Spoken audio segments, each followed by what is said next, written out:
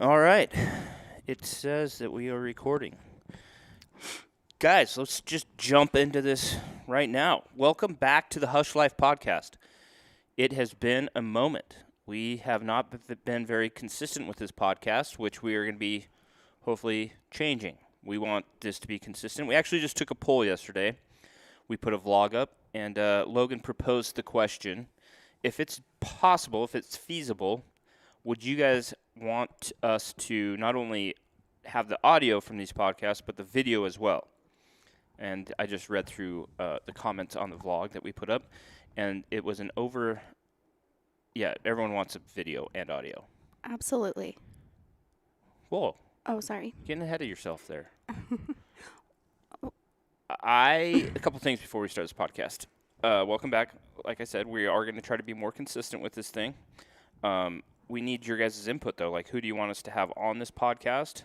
We are going to video it from, not today, obviously. You're just listening to it. But in the near future, we are going to video it and audio it. So if you want to watch it on YouTube, it will be there. If you just want to listen to it, you can go download it wherever you download all of your favorite podcasts. So moving forward, that's the plan. Also, what I want to say before we jump into this, I don't know if you guys have been living under a rock or not, but we have recently launched our brand new Hushin' app. We have been talking about launching an app for a long time, and it has finally happened. We worked really hard on getting this app ready. We wanted it to be next to perfect before we launched it, and we felt like we got it there, and we have launched our app. So if you have not yet, go to wherever you download apps. You can download it for your Apple devices. You can download it for your Android devices. And you can download our app. And the reason why you want to download our app, there's three big reasons in my head why you should download the app. Shopping. If you have got on our website in the past and purchased some products, hats, shirts, stickers, whatever it might be, the shopping experience on our app is way better. It's way faster to get on there, find you a couple things that you want, and check out. It's just faster experience. It's a better experience for you looking to buy some Hush gear. Also, in the future, we are going to do app-only giveaways.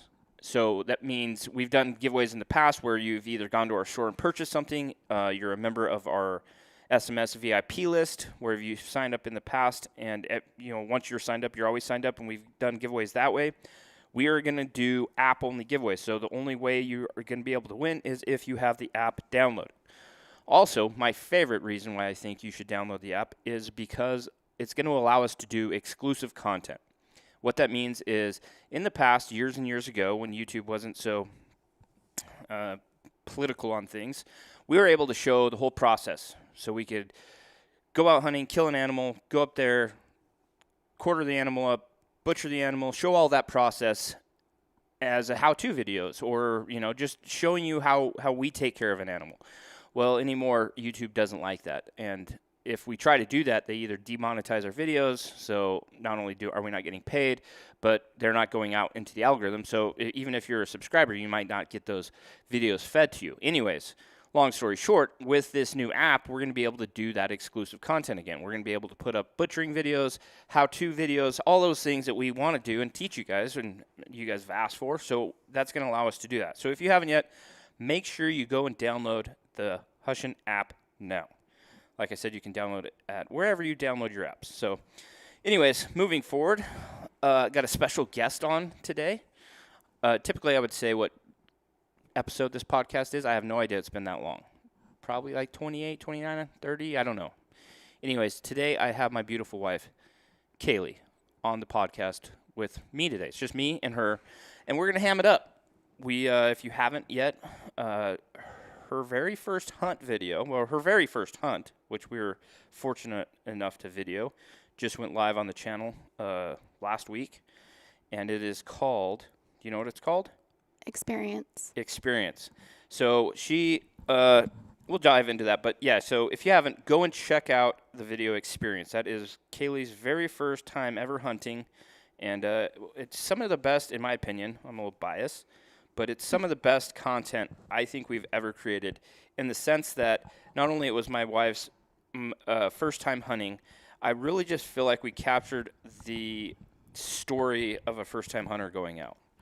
And obviously that's what we're always trying to do, is capture content in a way that if you guys at home have been through it, if you've taken somebody out for the first time, or if you haven't and you're looking to do it, that you can relate to that story. So you've either experienced what we experienced, or you can kind of watch what we did and expect to maybe experience this, a hunt the same way.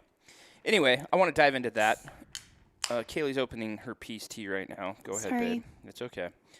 We're going to dive into that, but first, I want to kind of talk about our history with YouTube.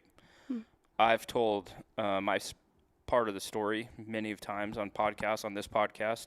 Eric and Brian have told their stories of like how we all came together and how this kind of thing became a career for us. But moving back, like even further, let's talk about Hush, and not even about Hush. Let's talk about YouTube in general at first. So do you remember exactly when all this craziness started? Yeah. Hold on. Do you guys edit these? Nope. Yeah, it's hard to, obviously I remember when we started, but it's hard to explain how it all started without going back even farther than that, because years before we started YouTube, we were both working so many hours, not spending a lot of time together. When Casey was home, I would work extra. And when he was home, he was always watching the hunting channel. And I remember having a conversation with him, and you were talking about doing something in the hunting industry, but it seemed impossible almost. Like, how do you get your own TV show? You talked about maybe possibly guiding because you had such a passion for hunting and not a lot of time to do that, right? Yeah, I think so. Back in the day, me and Kaylee have been married for 19 years now, be 20 in August. But when we got married, I always just kind of worked blue-collar jobs, obviously. I did excavation when we first got married. Well, yeah, it doesn't matter. I was doing excavation. Kaylee was going through beauty school, when we were first married. And then she graduated beauty school. I ended up getting a job later on at the steel mill. We had great jobs. Like, our careers were dialed. Kaylee, obviously, you can speak to this more, but you were doing what you always wanted to do, right? Absolutely, yeah. And I think knowing that you had this passion to do something in the hunting industry was hard, because I was doing exactly what I wanted to do. I was grateful every single day that I was able to go and do something that I was passionate about, and I wanted that for you. But it, like I said, it just seemed like how could that ever be? Well, what did we do? Yeah, Kaylee was cutting hair. That's, I remember her telling me that's all she ever really wanted to do growing up was cut hair, do nails, work at a beauty. What's it? I just wanted to do that. That I have always loved creating, and I remember you saying, like, what is your hobby? And I was trying to explain to you, this is my hobby. It is like my craft. It's how I create things, because it's more than just cutting hair. It's color placement. It's, all of those things. And so it was my hobby. I still love it. I don't do it as a job anymore, but I still love when I have the opportunity to do it. Yeah, so Kaylee was cutting hair, doing, she had built up a clientele base, which if any of your wives or significant others work at a beauty salon, it takes a while to build up a client base. And she was doing well. She was crushing. She was working a ton of hours, obviously, especially we lived in a small town. So friends and family would like to take advantage of late nights. It's the truth. Well, I liked it too. Yeah, but yet you were working all sorts of hours. Yeah, I was. I as well. Like, I was working at the steel mill. And, the steel mill is an absolute phenomenal job. Like, the career path they give you, if you can get a job there, you work hard. I always knew, like, I never wanted to go to college for whatever reason. I never thought that was, like, in the cards for me. I always knew that I could work hard, and I knew how to, like, do the job and please the people above me. Right. And so when I got the job at the steel mill, my father-in-law, Kaylee's dad, had worked there since She was 3, I don't 4. know. Younger than that. So, Kayli saw her dad work at the steel mill, and she knew what that meant. It was long hours. It was not the greatest hours. It's not the greatest environment, but it definitely provides. It provides for Right. your family. It has great pay. It has great benefits, scholarship opportunities for your kids, like all those great things that you're looking for in a job, what most people are looking for. And so I was good. I was working at the steel mill. Kayli was cutting hair, crushing it, and we were making obviously enough money to take care of our family and plan for the future, but there was definitely something that was missing. Like there was times that our kids were at babysitters because you were at your job, I was at my job, and that lasted for X amount of years. And there's nothing bad about this. Like that's sometimes what is required out of parents, is that their kids have to be watched by other people. Absolutely, yeah. And I think there's nothing wrong with that. I think a kid grows probably more in that scenario than being at home with mom and dad all the time. Yeah. In my opinion. But it wasn't something that we were loving, I don't think. I just think it's interesting because when we had the opportunity, or I feel like when we decided just to go for it, we were both at a point that we did feel like there was more. As much as I loved my job, I remember like I was just turning 27, and I thought, is this it? This is a goal I set for myself, to have a job I love, to work hard, to build a clientele. Did I just reach that at this age? And I remember thinking, what could I do to further this path? Do I go and teach hair? Do I, what do? I didn't know. And so I feel like everything just lined up in a way that it made sense to go for it with YouTube. Yeah, so a little history. We and Kayli were living in northern Utah at the time. That's where her family's from. It's actually where my mom's family's from as well. We were working full-time, obviously, doing the steel mill thing, doing the cutting the hair. I say cutting the hair, but there was so much more involved. Like, would you call yourself a beautician? Yeah. She was styling hair, coloring hair, cutting hair, nails, facials, all those things. So she was very well-rounded beautician. Anyway, and we were doing well. Like life, I felt like at the time, like we had life, by the balls, per se. The issue I always had, which going back, I said I knew how to work hard. I knew how to get the job done. I knew how to please those people above me, and the struggle I always had though was doing that for a long period of time. Right. For years and years and years. And like before that, I was pretty young. I'd worked at a place for a couple of years, 2 or 3 years. I worked at a restaurant here when I lived in Idaho in high school. I was a dishwasher at first, then I became a pantry cook, and then broiler's assistant. And I did that for 3 years. Had a paper out before that for 3 years. When I moved to Utah, I worked at a trailer repair place, worked on trailer houses. Did that for 3 years. Sold pest control for 2 summers. And then we got married, and so it's like, okay, now it's time to like settle down and really get a career. Yeah, because we got married and then pregnant 4 months later. Yeah, we were married. I remember thinking, this is wild. I was 22, and Kayli was 19 when we got married. And I remember like days before the wedding thinking, holy crap, this is pretty, like, are we old enough to be doing this? We were not. But in my head, I remember justifying it, thinking, like, wondering, like, are we old enough to be doing this? And then I thought, well, with her 19 years on this earth and my 22 years on earth, we've together been here on this earth for 41 years. We've seen a lot of things. We're definitely ready to do this. And in my head, that's how not justified it, but I was like, that made me feel better. Like, oh, we're good. Yeah, that's hilarious. And, the culture we grew up in, that wasn't out of the norm by any means. Right. Well, and we had dated for 3 years. Yeah. 3+ years. Which is an eternity in high school. Right. Well, also we were like, we'll get married, but we're not going to have kids for at least 4 years. Oh, I remember your dad made me like promise him that we wouldn't have kids because Kayli's parents were very young. You start this cycle with your grandparents per se, right? Like I think my grandma was married at 16, probably had kids at 17. So that like generations down, like everything's like everyone's pretty young. Yeah, right. And so when we got married, I was 22. I think Kayli's mom was 35. Yeah. She was, I remember, she was like, but so they were very young. But I remember her dad was like, all right, you can marry my daughter, but do not have kids. I'm not ready to be a grandpa. Yeah, he said, don't make me a grandpa before I'm 40. Yeah.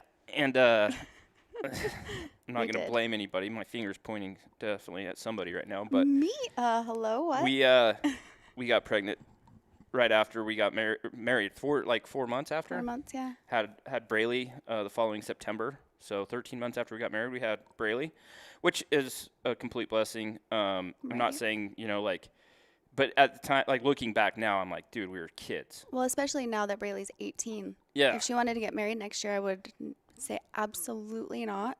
That's what's wild about it. Yeah. If you look at it that way and say, a year from now, Braylee, or not even a year from now, like Right. 6 months from now, you're going to be married?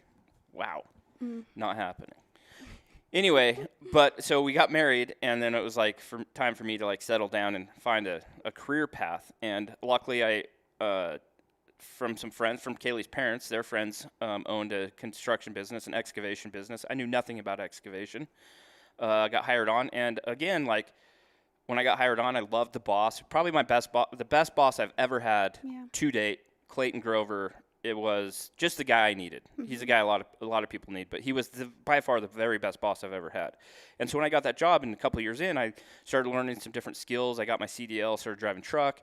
Shortly after there, I started running equipment, running a track hoe, digging basements, and I loved it. I absolutely loved it.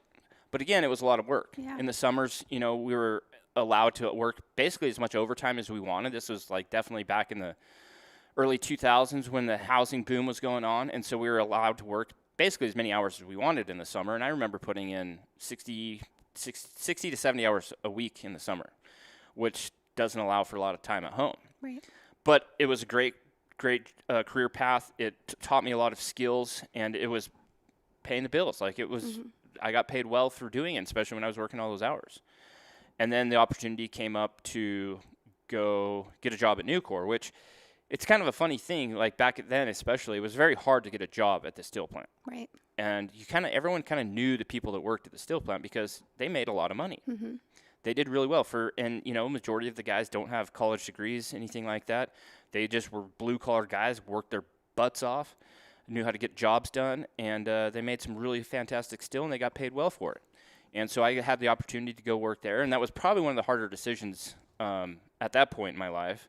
Was, do I quit the best boss, the best job I had ever had, doing something that I really enjoyed doing, or going to this corporation, basically, and getting all those corporate benefits like, insurance, and we had insurance at the excavation place, but like, scholarships, stuff like that further on down the road when your kids get older might be super important. And, obviously got paid a little better, and I made that decision to go to the steel mill. Yeah, I also think a decision or something that played a part of that decision was we wanted to have another kid. And just feeling the need to increase our income. Yeah, I mean, it's when you're young and you think I think I can speak to this now, looking back and having 4 kids now, and 2 of them, like our kids are kind of spread out. Like I almost say like 2 different generations of kids. We got Braylee and Gage, who Brayley's 18, Gage is 14 going on 18. But then we have our 2 younger ones, Winston, who's 8, and Layla's 5. But looking back, you, in your head when you're having kids or when you're getting ready to have kids, money is always the biggest issue. Right.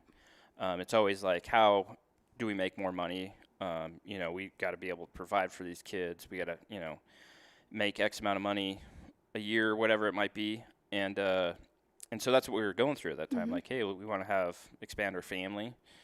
And so I made the decision to go to the steel mill, which, looking back, I don't think it was the wrong decision by any means. I ended up working at the steel mill for 4 or 5 years. I absolutely loved the job. I loved what we were doing. Basically, the steel mill, I don't think I've ever explained this exactly. It's called I'm going to get these phrases wrong because it's been so long, but mini arc for, I can't even remember. Basically what it is, it's a steel mill that's not making steel out of like iron ore or anything. It's actually a recycling plant that's taking old scrap metal, like old cars, dishwashers, things of that nature, and then recycling them, putting them in a big furnace, melting them back down into a liquid form, molten steel, and then casting them into big billets, where those billets then go and get ran into like angle iron, channel iron, rebar was a big one, things of that nature. So that's kind of what the job entailed. And I worked up on the furnace deck. I worked where we actually took the metal, put it in the furnace, and melted it down. And I loved it. I mean, it was tough. Like, it is a tough environment by no means. The hours were different. It was 4 days on. 4 on, 4 off, 12. So, and they were rotating. So 1 week, say I'd go in on a Monday morning at 6:30 a.m., work till 6:30 p.m. for 4 days, and then I'd have 4 days off, which was fantastic. And then I'd go back in for my 4 days, but it was on nights. So you're always rotating. So 1 week you work days, the next week you work nights from 6:30 p.m. till 6:30 a.m.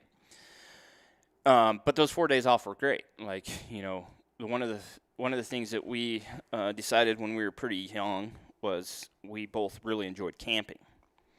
And so we ended up buying a trailer like probably the second or third year we were married. Yeah. And we'd camp a lot. So on those 4 days off, in the summertime, we'd be camping with our friends or neighbors a lot. Yeah, or just the three of us. We went a lot alone. Yeah, me and Braley and Kayli. I remember I had a single cab Chevy, short bed.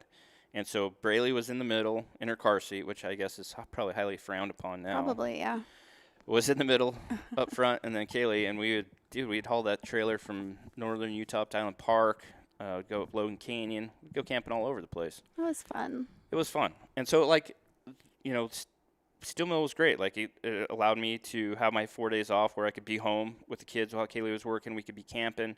Or in hunting season, I really liked it because I could take, after a few years, I gained up some vacation, and I could take 4 days off, and I would literally have 12 days off in a row. Yeah. You could really get after some hunting if you have a full-time job. Anyway, the problem I had, though, going back to where all this started 20 minutes ago, was after about year 4 or 5, I remember driving into the gate.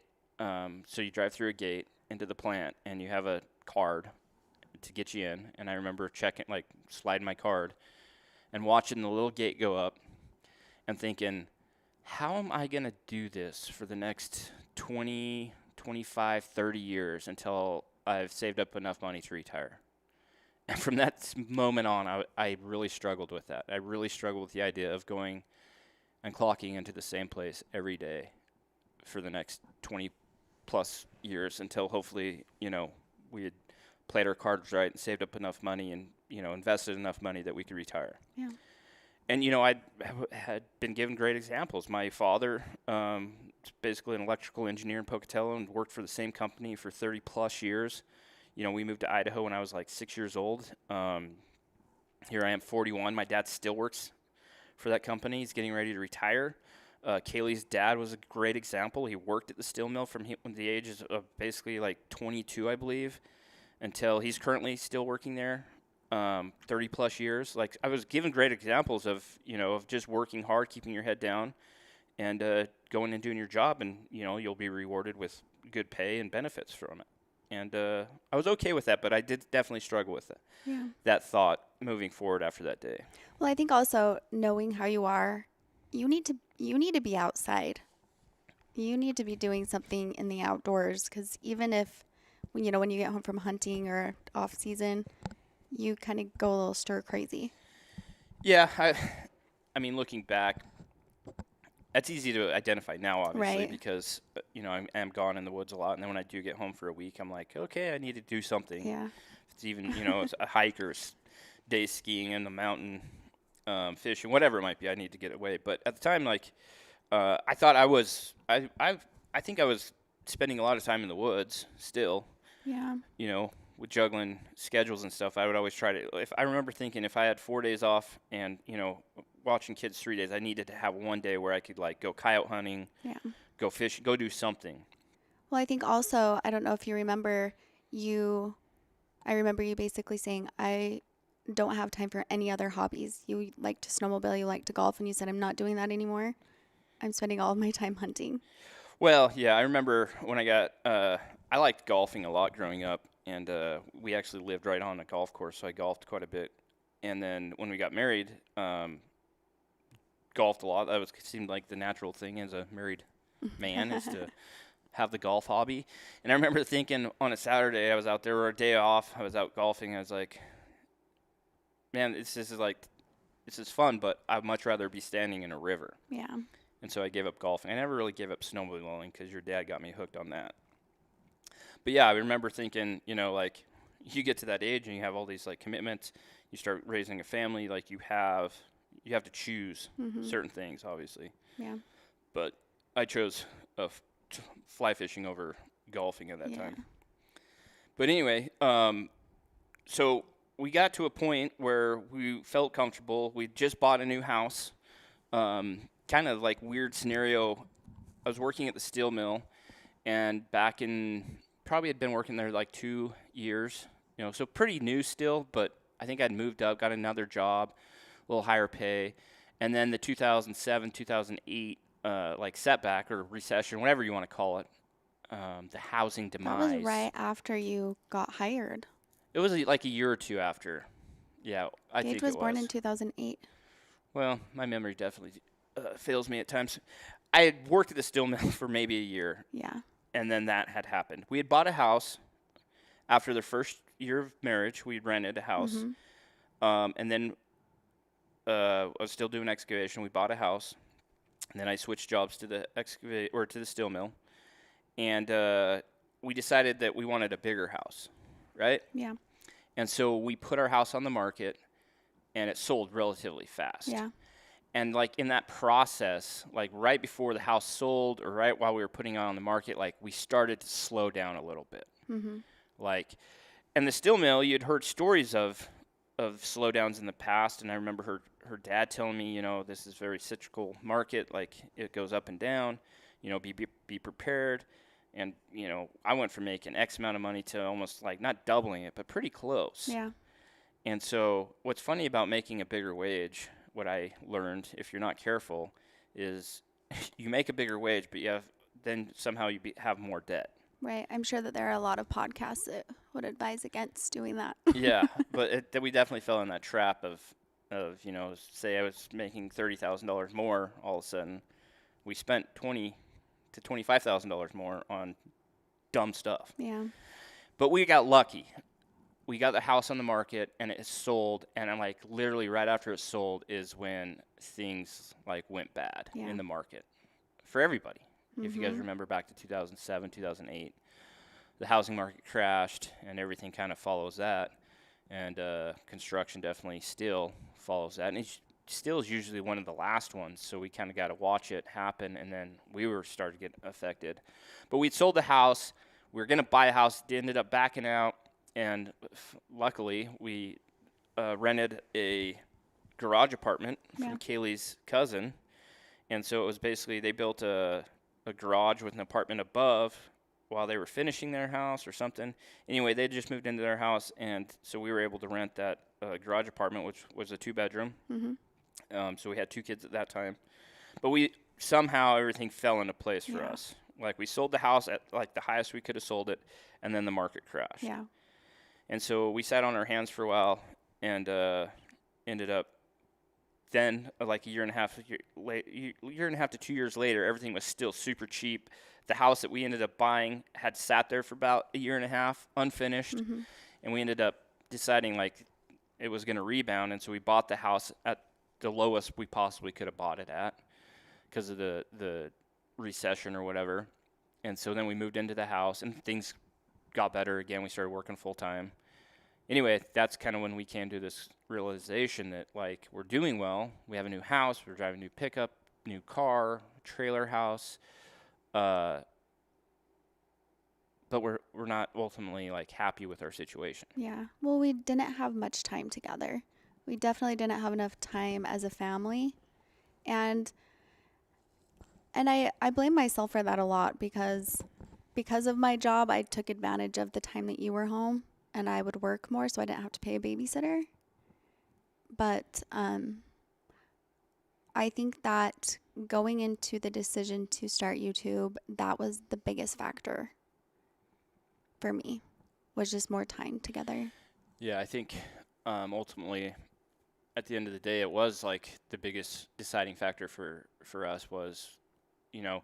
And again, I have a phrase that no one's ever self-made, and I really stand by that. Maybe there's some people out there that are self-made. I don't know what that means, but to me, like when somebody says you're self-made, like you started this thing, like you had this idea, you started it, you never had any anybody show you the way, any inspiration from anybody else. And I just don't think that's true very, very much of the time. And it wasn't from us. Right. You know, luckily I had an older brother and his wife that had started doing YouTube back in probably 2008, like during the little recession. Yeah. And my brother started doing a channel, basically a vlog channel, a video diary of him and his wife and their couple kids at the time, and just their daily lives. They would do funny skits, things of that sort, and they did really well. And so we kind of had seen that path of them, and the one thing they had was a lot of time. A lot of time, yeah. Together. They were always together, you know. And so we had been kind of shown that opportunity, and then you know, Kayli had wanted to do something on the YouTube platform. She wanted to do hair tutorials. Somewhere I still have videos of you you trying to do a hair, or not trying, but you doing a hair tutorial in our bathroom. Yeah. In Garland, off like the little flip camera that you'd bought. So Kayli was like way ahead of me. She like had researched what cameras to buy. Yeah, I remember telling Casey, why aren't we doing this? And I remember you saying, I could never film myself. Yeah, I really wasn't that guy. Like, my history of filming was when I was in high school, I was trying to become a professional snowboarder. And so, like, from probably, like, my freshman year till, like, I was a senior in high school, we'd go and film each other, me and my buddies, and we were using a VHS to film. So that giant – it was actually – my mom worked for the school district, and I think it was – at one time it was the schools, and we'd have to check it out.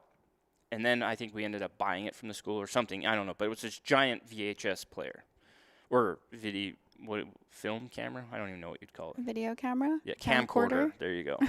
But we would film each other doing these tricks or whatever, and then we'd go home and we'd cut it with 2 VCRs. So you'd have to hook 2 VCRs up to the TV. One would play what the content you created. It was not called content back then. The video you created.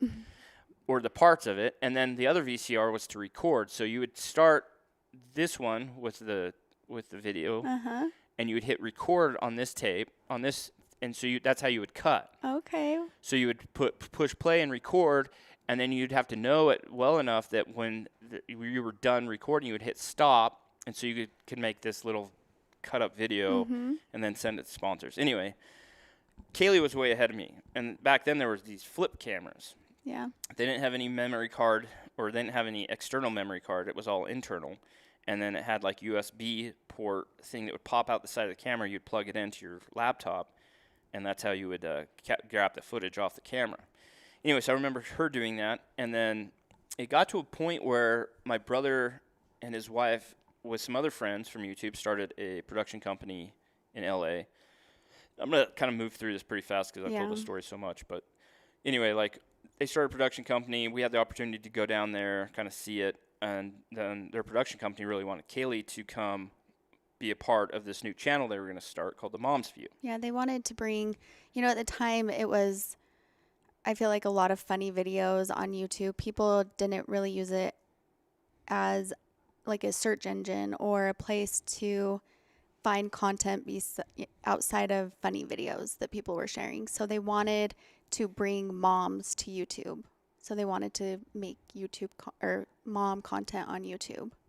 Yeah, so at the time, Google still owns YouTube today. They wanted to capture a bigger mom demographic. Yeah. A lot of moms are stay-at-home moms, and they felt like that was a great way to garnish a mom demographic. And so they started this channel, and they offered Kayli, like, I remember one of the founders of the company was talking to Kayli and kind of presented her that idea, and we were in LA, and dude, I was not a city boy at all, right? Which was like a new experience for us. I think we were down there in LA over the 4th of July. Anyway, so they presented Kayli this idea, and my brother was like, dude, you need to do YouTube, like YouTube, and I'm like, I don't know. We had started. We had actually started. Yeah, we had a vlog that we had been. I started a vlog. I started a vlog, basically, like video, and just doing dumb things. It was funny. It was fun. It was fun. You did a good job. It was silly, is what it was. Silly. I loved it.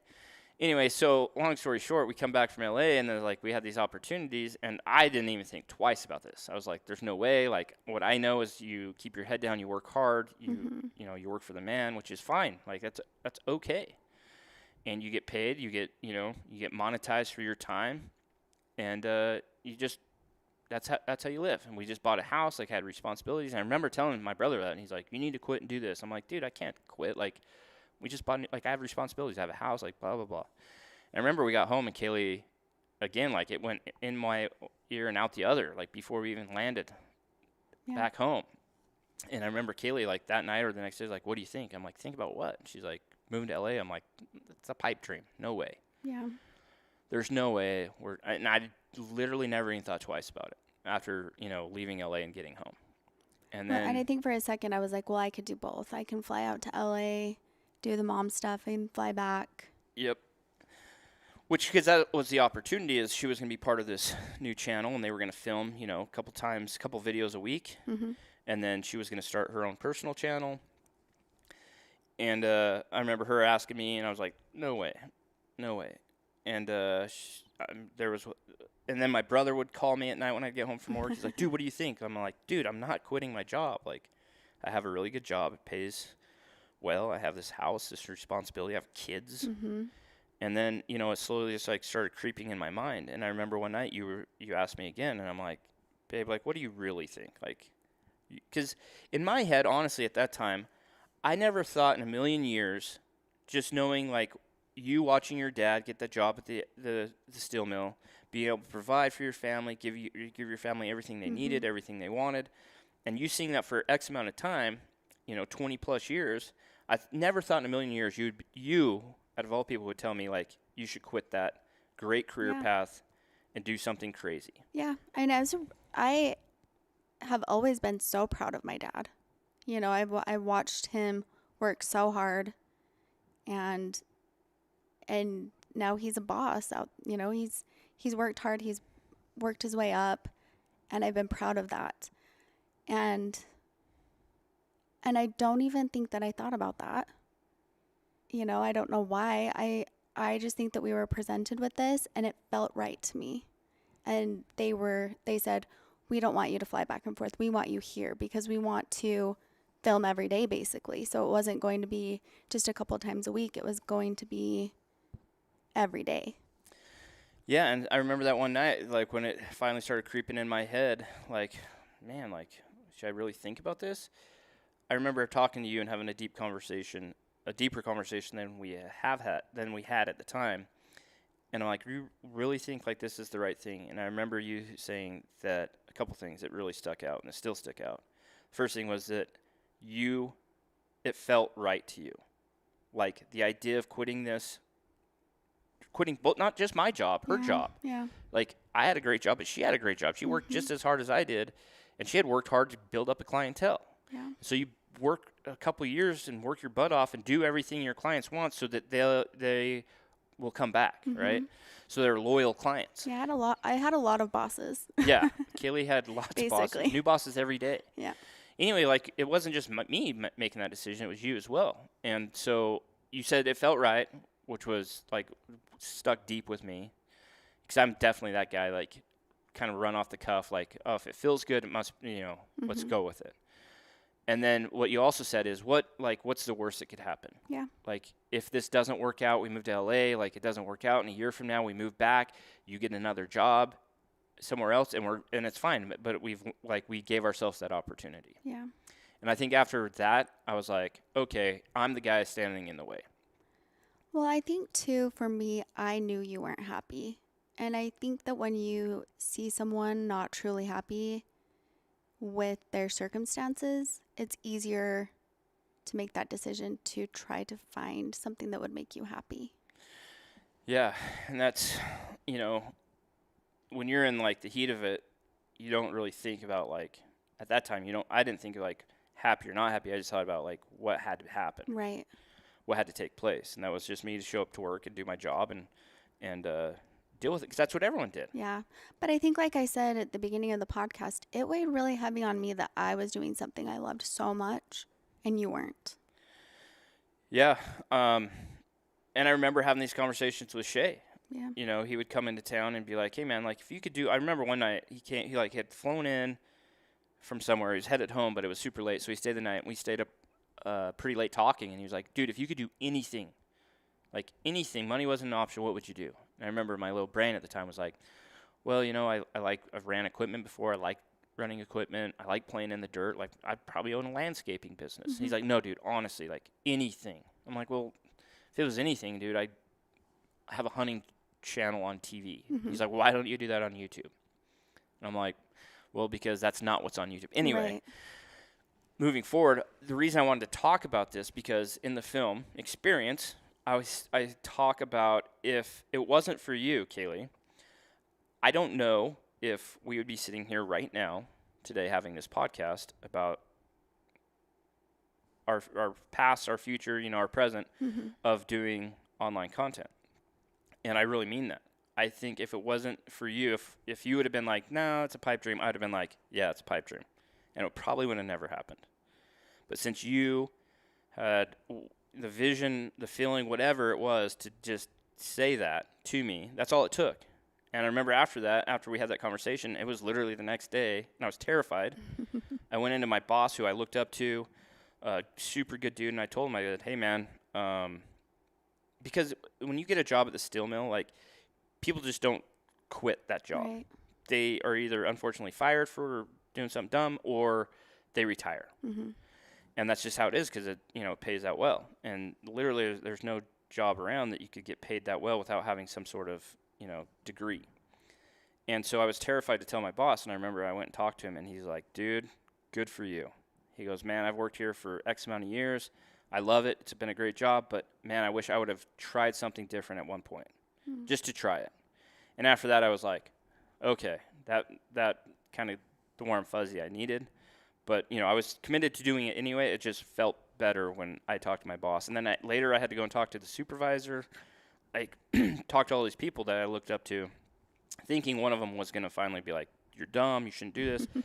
And, you know, I went to the next guy, and he was like, hey, man, good on you. Like, and he told me, he said, if something happens, he goes, dude, we love you. Like, you'll always have a job with me. And I'm like, awesome. Yeah. So then onward and upward, I guess, we moved to L.A., and did YouTube, and I told Kayli, you know, I was doing the vlog channel. She had started her personal channel, and then we moved to L.A., and when we moved to L.A., I told her, I go, I'm going to figure out a way. It doesn't make sense at this time because we're moving to L.A., but I'm going to figure out a way to do something with hunting content. Mm-hmm. And it was wild, man. Like, we moved there in August. 1st of August. Like, literally drove in with the U-Haul. My brother's production company had us a place to stay, which was awesome because rent is outrageous there. Yeah. So we had a place to stay, moved in, and the next morning we went and did our very first, like, promotional shoot for Foot Locker. Oh, Remember yeah, that? that's right, yeah. And I was just like, wow, this is weird, this is wild. But that was in August. In September, I had made plans to fly home. And one other thing I told Kayli, I go, if we do this, we got to keep the house. Yeah. Because the house makes me feel somewhat normal. If something happens, we can come back to our house, you know, regroup, get new jobs, like whatever, but we have our home. Mm-hmm. And so, like, I told Kayli I'm going to fly home, and I knew my uncle, my dad, Shay, a couple other people had drawn tags that year, like, and I was like, oh, man, like, I can just go film these guys' hunts. And so I did, and I was gone for, like, a month and a half. Yeah. Like, we had been in L.A. for a month, and then I leave for a month and a half. Like, that's pretty scary for a younger mom with two children. Who grew up in a town with 2 stoplights. Yeah, I grew up in a town with 3,500 people. Yeah, it was really scary. Anyway, if you've watched that, that's why I say what I said in that video is if it wasn't for Kayli, we might not be sitting here. Hush might not be a thing. And I truly feel that because, you know, sometimes in our lives we need a push, we need an example, we need somebody to help us understand that, like, we can do things. We can do hard things. We can try new things. We can go outside of the norm and not have to work that 9 to 5 and try this other thing. Mm-hmm. And really, like, at the end of the day, what's the worst thing that can happen? Yeah. So moving forward, I've done Hush now for, this is year 12. Mm-hmm. I started Hush that first year, but I uploaded the first video in November, I believe, of 2011. So this is year 12 now. Yeah. And Kayli grew up in a family of hunters. Mm-hmm. Fun fact, at one point, Kayli's great-grandpa was the largest landowner, like individual landowner, it's not a corporation, but an individual landowner in the state of Utah. Yeah. And he has a cool story. You want to tell your great-grandpa's story? I feel like you tell it better than me. So Kayli's grandpa was from Greece. He came over from Greece during the big railroad boom, is the way I remember this story being told. So he came over and he worked on the railroad. He was young, like teenager, maybe like early teens. And he worked on the railroad when they were trying to meet the East and the West Coast. Golden Spike, which is right where we lived in Tremonton. Anyway, he worked on the railroad, and then he had experience raising like goats and lambs back at home. Greece is well known for goats and sheep. And so he had experience. So after the railroad thing, he started herding sheep for people, for local ranchers. And when he was doing that, instead of taking, I'm sure he took some sort of pay, but instead of taking all of his pay in dollars, he started gaining his own herd. So instead of somebody paying him, $100 for the summer or whatever it was, they'd give him a couple lambs. Mm-hmm. And so he started building his herd that way. And then homesteading was still a thing back then. It was still obviously a giant thing. And so he started homesteading some land. And he brought his brother and his sister, I believe, over from Greece to homestead some land. And so they were all homesteading all this acreage up in Monte Cristo. Mm-hmm. And so don't know how the laws read at the time, but if you took care of X amount, like this property, it was public property, but if you took care of it, like used it for X amount of years, it became yours. And so they did that. Long story short, over the years, he worked his butt off, built up a giant herd of sheep, had a giant family, mm-hmm. and had all this land. Anyway, so Kayli came from a hunting family. Her dad hunted that all growing up. He would kill deer every year. Yeah. They had some awesome properties to hunt back then. So she knew what hunting was, obviously. And then we got married, and I think the biggest difference is you guys didn't eat a lot of the wild game your dad harvested. No, we ate some jerky. Yeah, I think, and that was the very typical thing back then is if you killed a buck, a deer or whatever, you would just have it jerky. Yeah. And so Kayli wasn't accustomed to eating like wild game, like steaks, Never. And roasts and burger. So when you got married, that was kind of like, what was your thoughts? Well, I also grew up with a lot of people saying like, ew, it tastes gamey.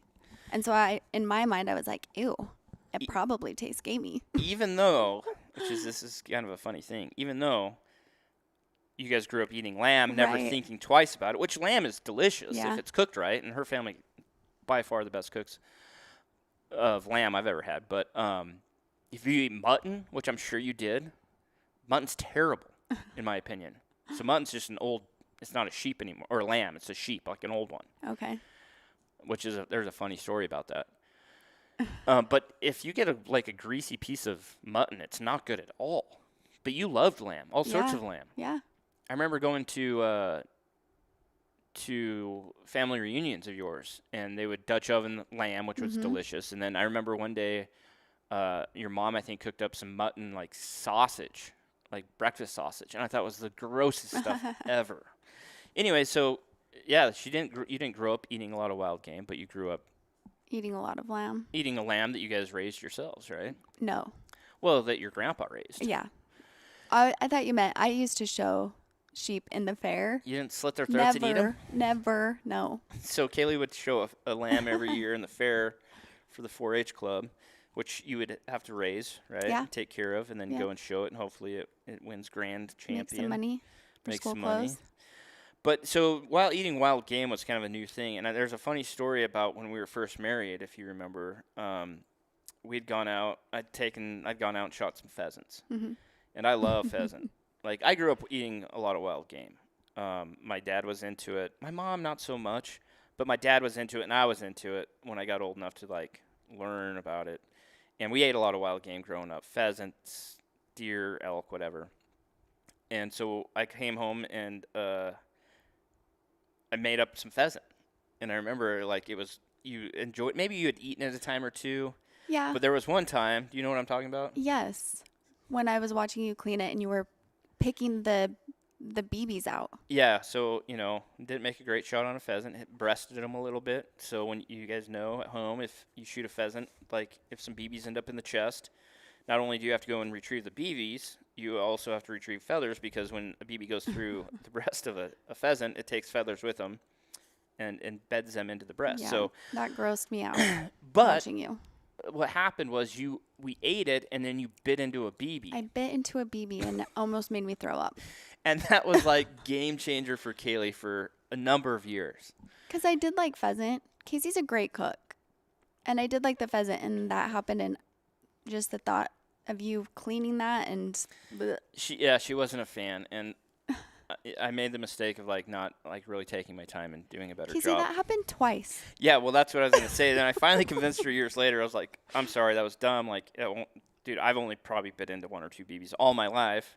It's a thing that happens. And then she bit into another BB and was mad. But she learned to enjoy wild game. Maybe not at that time so much. Well, I'm saying over the years. Like, I'm not staying with that. Oh, time over frame. the years. Over the years, like. Yeah, I prefer it now. So Kayli has been exposed to hunting. Is a picture I'm trying to paint. Like Okay. she grew up knowing what hunting was, and I say this in the way that when we were moved to LA, I especially was exposed to a different mindset. Mm-hmm. So growing up as a hunter, a fisherman, outdoorsman in Idaho, gun owner, gun supporter, all that stuff. Like in my head, growing up in Idaho, because there's not a lot of opposition, especially back then. Yeah. Here was if you didn't hunt and you didn't own guns, you were against hunting, you're against guns. Mm. And when we moved to LA and I was exposed to people that grew up with a different lifestyle, I slowly understood that not everyone that's not a hunter or doesn't own a gun is against it. They just don't understand it. Right.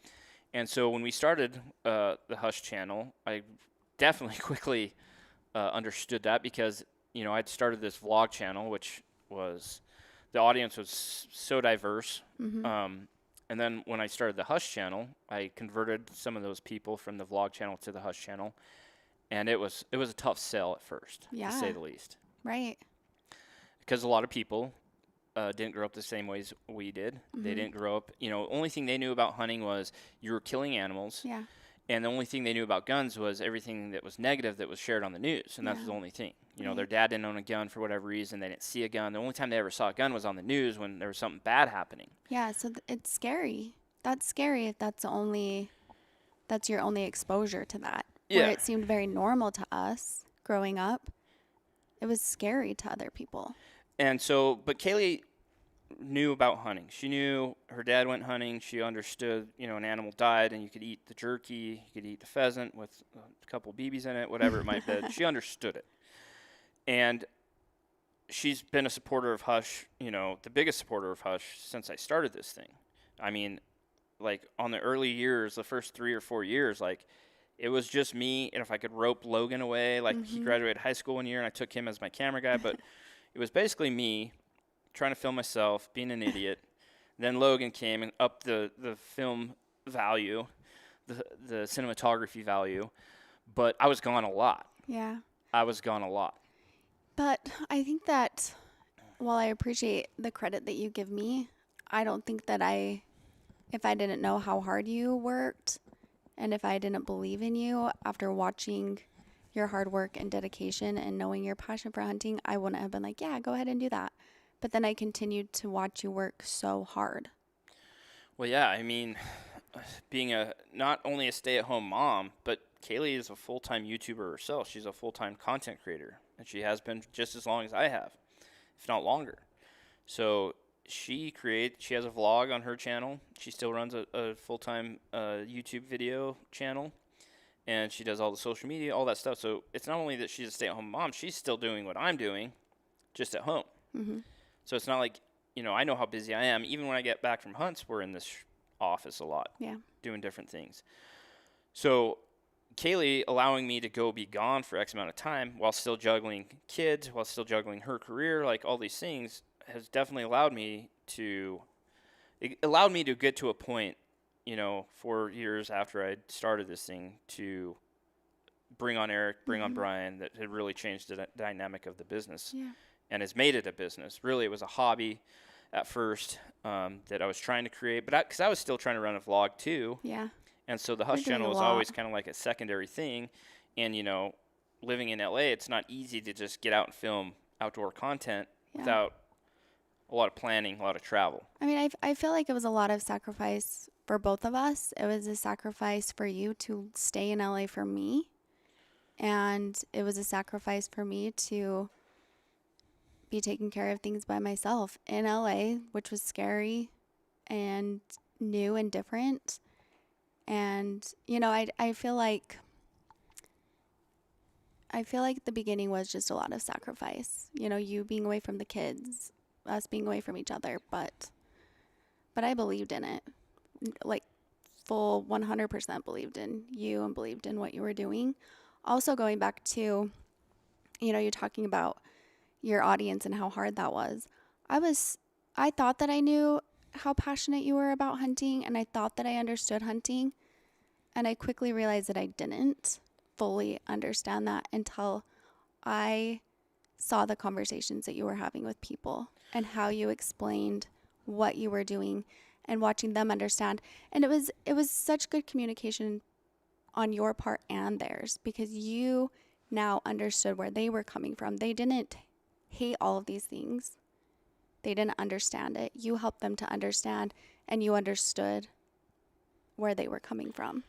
Well, yeah, I think that's the bridge of all of this. And I quickly learned that when I started uploading videos the first year and trying to, push my vlog audience to the Hush channel was, at that time when people didn't understand hunting, it wasn't they were against it. What they understood hunting was, and there's still people like this, that you load up the truck with all your buddies, all your ammunition, all your guns, cases of beer, and you go out in the woods and you drive around, you shoot everything you see, and then you go home. Yeah, what you see on movies. Yeah. And so the bridge is the food aspect of it. And so immediately after I started uploading videos, I'm like, oh, I got to showcase us cooking these animals to show people, like, I'm not just killing things to kill things, but like my family like relies on these things. But what I'm trying to do is walk us down a path of, you grew up understanding hunting. You knew your dad went hunting. You knew you could eat the jerky. We got married. We ate some pheasant, ate some deer. You started getting into that. But you'd never been hunting. No. And what you just said was, I remember like showing you, I can't remember what video it was, but like I just got done cutting a video. It took way longer than it should have. And I was like pretty happy with it. So I wanted to show my family, Kayli and the 2 kids at the time. And I remember you watching it and you were just like, whoa, like, and I remember thinking like, oh, like, again, this is like speaking to me like, okay, maybe somebody grew up with hunting. They understand their dad hunts. They understand that it provides meat. They understand all these things. But they don't understand actually what all goes into hunting until they either watch a video, but even more so, going on a hunt. Yeah. So I've been running the Hush channel for 11 years. Let's talk back to last summer. And we live in the great state of Idaho. And in the state of Idaho, the fishing game allow you, so there's draws every year. You can put in for draw tags, And there's not a point system in Idaho. You just put in, and everyone has an equal shot of drawing if you're a resident, and then non-residents get X amount of tags. But everyone puts in every year, and in hopes to draw. You can either choose to put in for a trophy, a once-in-a-lifetime tag, so you can either put in for moose, sheep, or goats, or you can choose to put in for, all your other big game, elk, deer, antelope, bear. And so every year during COVID, I made Kayli take the hunter safety course, because during COVID, I think it's still the case today, that you can do it all online. So you can take the class online, take all the tests online, and then you don't have to go. And at that time, you didn't have to go and do a field day because of COVID. So I was like, this is a great time for you to do it, understand it. Not ever thinking Kayli would hunt, but just for the simple fact of she could put in for the draws, and if she was lucky enough to draw a tag in the state of Idaho as an adult, she can pass that down to one of her immediate children. So if she draws an antelope tag, she can give that to either Braylee, not so much anymore because Braylee's 18, so she's not a child. But in the past, she could give it to Braylee or Gage as, like, hand it down to them. And so Kayli got her hunter safety a few years ago. I started putting her in. And I think actually the first year, people are like, man, how do you guys draw tags every year? Like, it's not fair. What I can tell you is we put in for every state possible in the West. Well, we have points in almost every state that has points. And if we draw like 1 or 2 tags a year as a family, which that's typical, like 1 or 2 of us will draw 1 tag, it's not great odds because of the amount of time I put into putting me and Gage in every state, and then you and Braylee in Idaho. Anyway, so she drew an antelope tag her very first year and passed it down to Gage. And I think this year was her the third year I put her in. I put her in for all the tags, and I went to check the results. And would you know it? Kayli draws a late season rifle mule deer tag in Idaho, and I'm like, whoa. Again, like, Braylee's drawn a tag like this before, where she drew a tag that I've been putting in for all my life, never have gotten it, and then the first year putting her in, she draws it. Same thing with you this year, is I put you in for a tag that I've always wanted, never thought was possible, and you draw it. And immediately I thought, okay, she's either going to give it to Braylee or Gage. Gage had a couple other deer tags. Anyway, like, I told her, I'm like, babe, you just drew like one of the best tags in the state of Idaho for deer. And what was your initial thought? Well, we can just give that to Braylee. Yeah. Which I assumed she was going to do. And then I started thinking about it further, and I was like, well, Braylee will be 18 in September. The hunt's not till November. Yeah. And I never double-checked, but I'm pretty positive that you can't pass it down to your child if she's going to be an adult when the hunt comes around. Yeah. Like, I was thinking, like, when the summer, when the draws came out, like, August, I was like, you could give it to her now. She's 17. But anyway, long story short, I just told Kayli, well, you can't give it to Braylee. And Gage already has this other deer tag that he'll be happy with. Like, and I kind of couldn't miss any more school. I presented it in a way, too, that, like, hey, this might be a good opportunity for you to go out and, like, go on a hunt, because it should be really fun. It should be a good time of year to go and see a lot of mule deer, especially a lot of bucks. You know, it's going to be November. There's going to be weather to push the deer down, and it's also a rut hunt. The bucks are going to be out and about chasing the ladies. Like, what do you think? Yeah, I didn't know for sure. I knew you were excited, which I didn't want to disappoint you in this tag going to waste. But I've always told Casey, you can put me in for hunts, but I will never hunt. I will never kill something. I will never take the life of an animal. I support it, and I have a hard time saying that because I understand it, and I say that with no judgment. You know, I'm so grateful for what you provide for our family, what our kids provide for our family, and I understand. But I just always felt that way. I just don't think I can do it.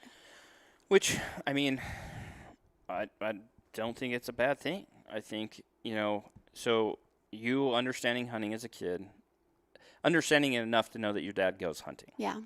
And he'll bring home, you know, a deer. You can see the antlers, mounts them in the garage.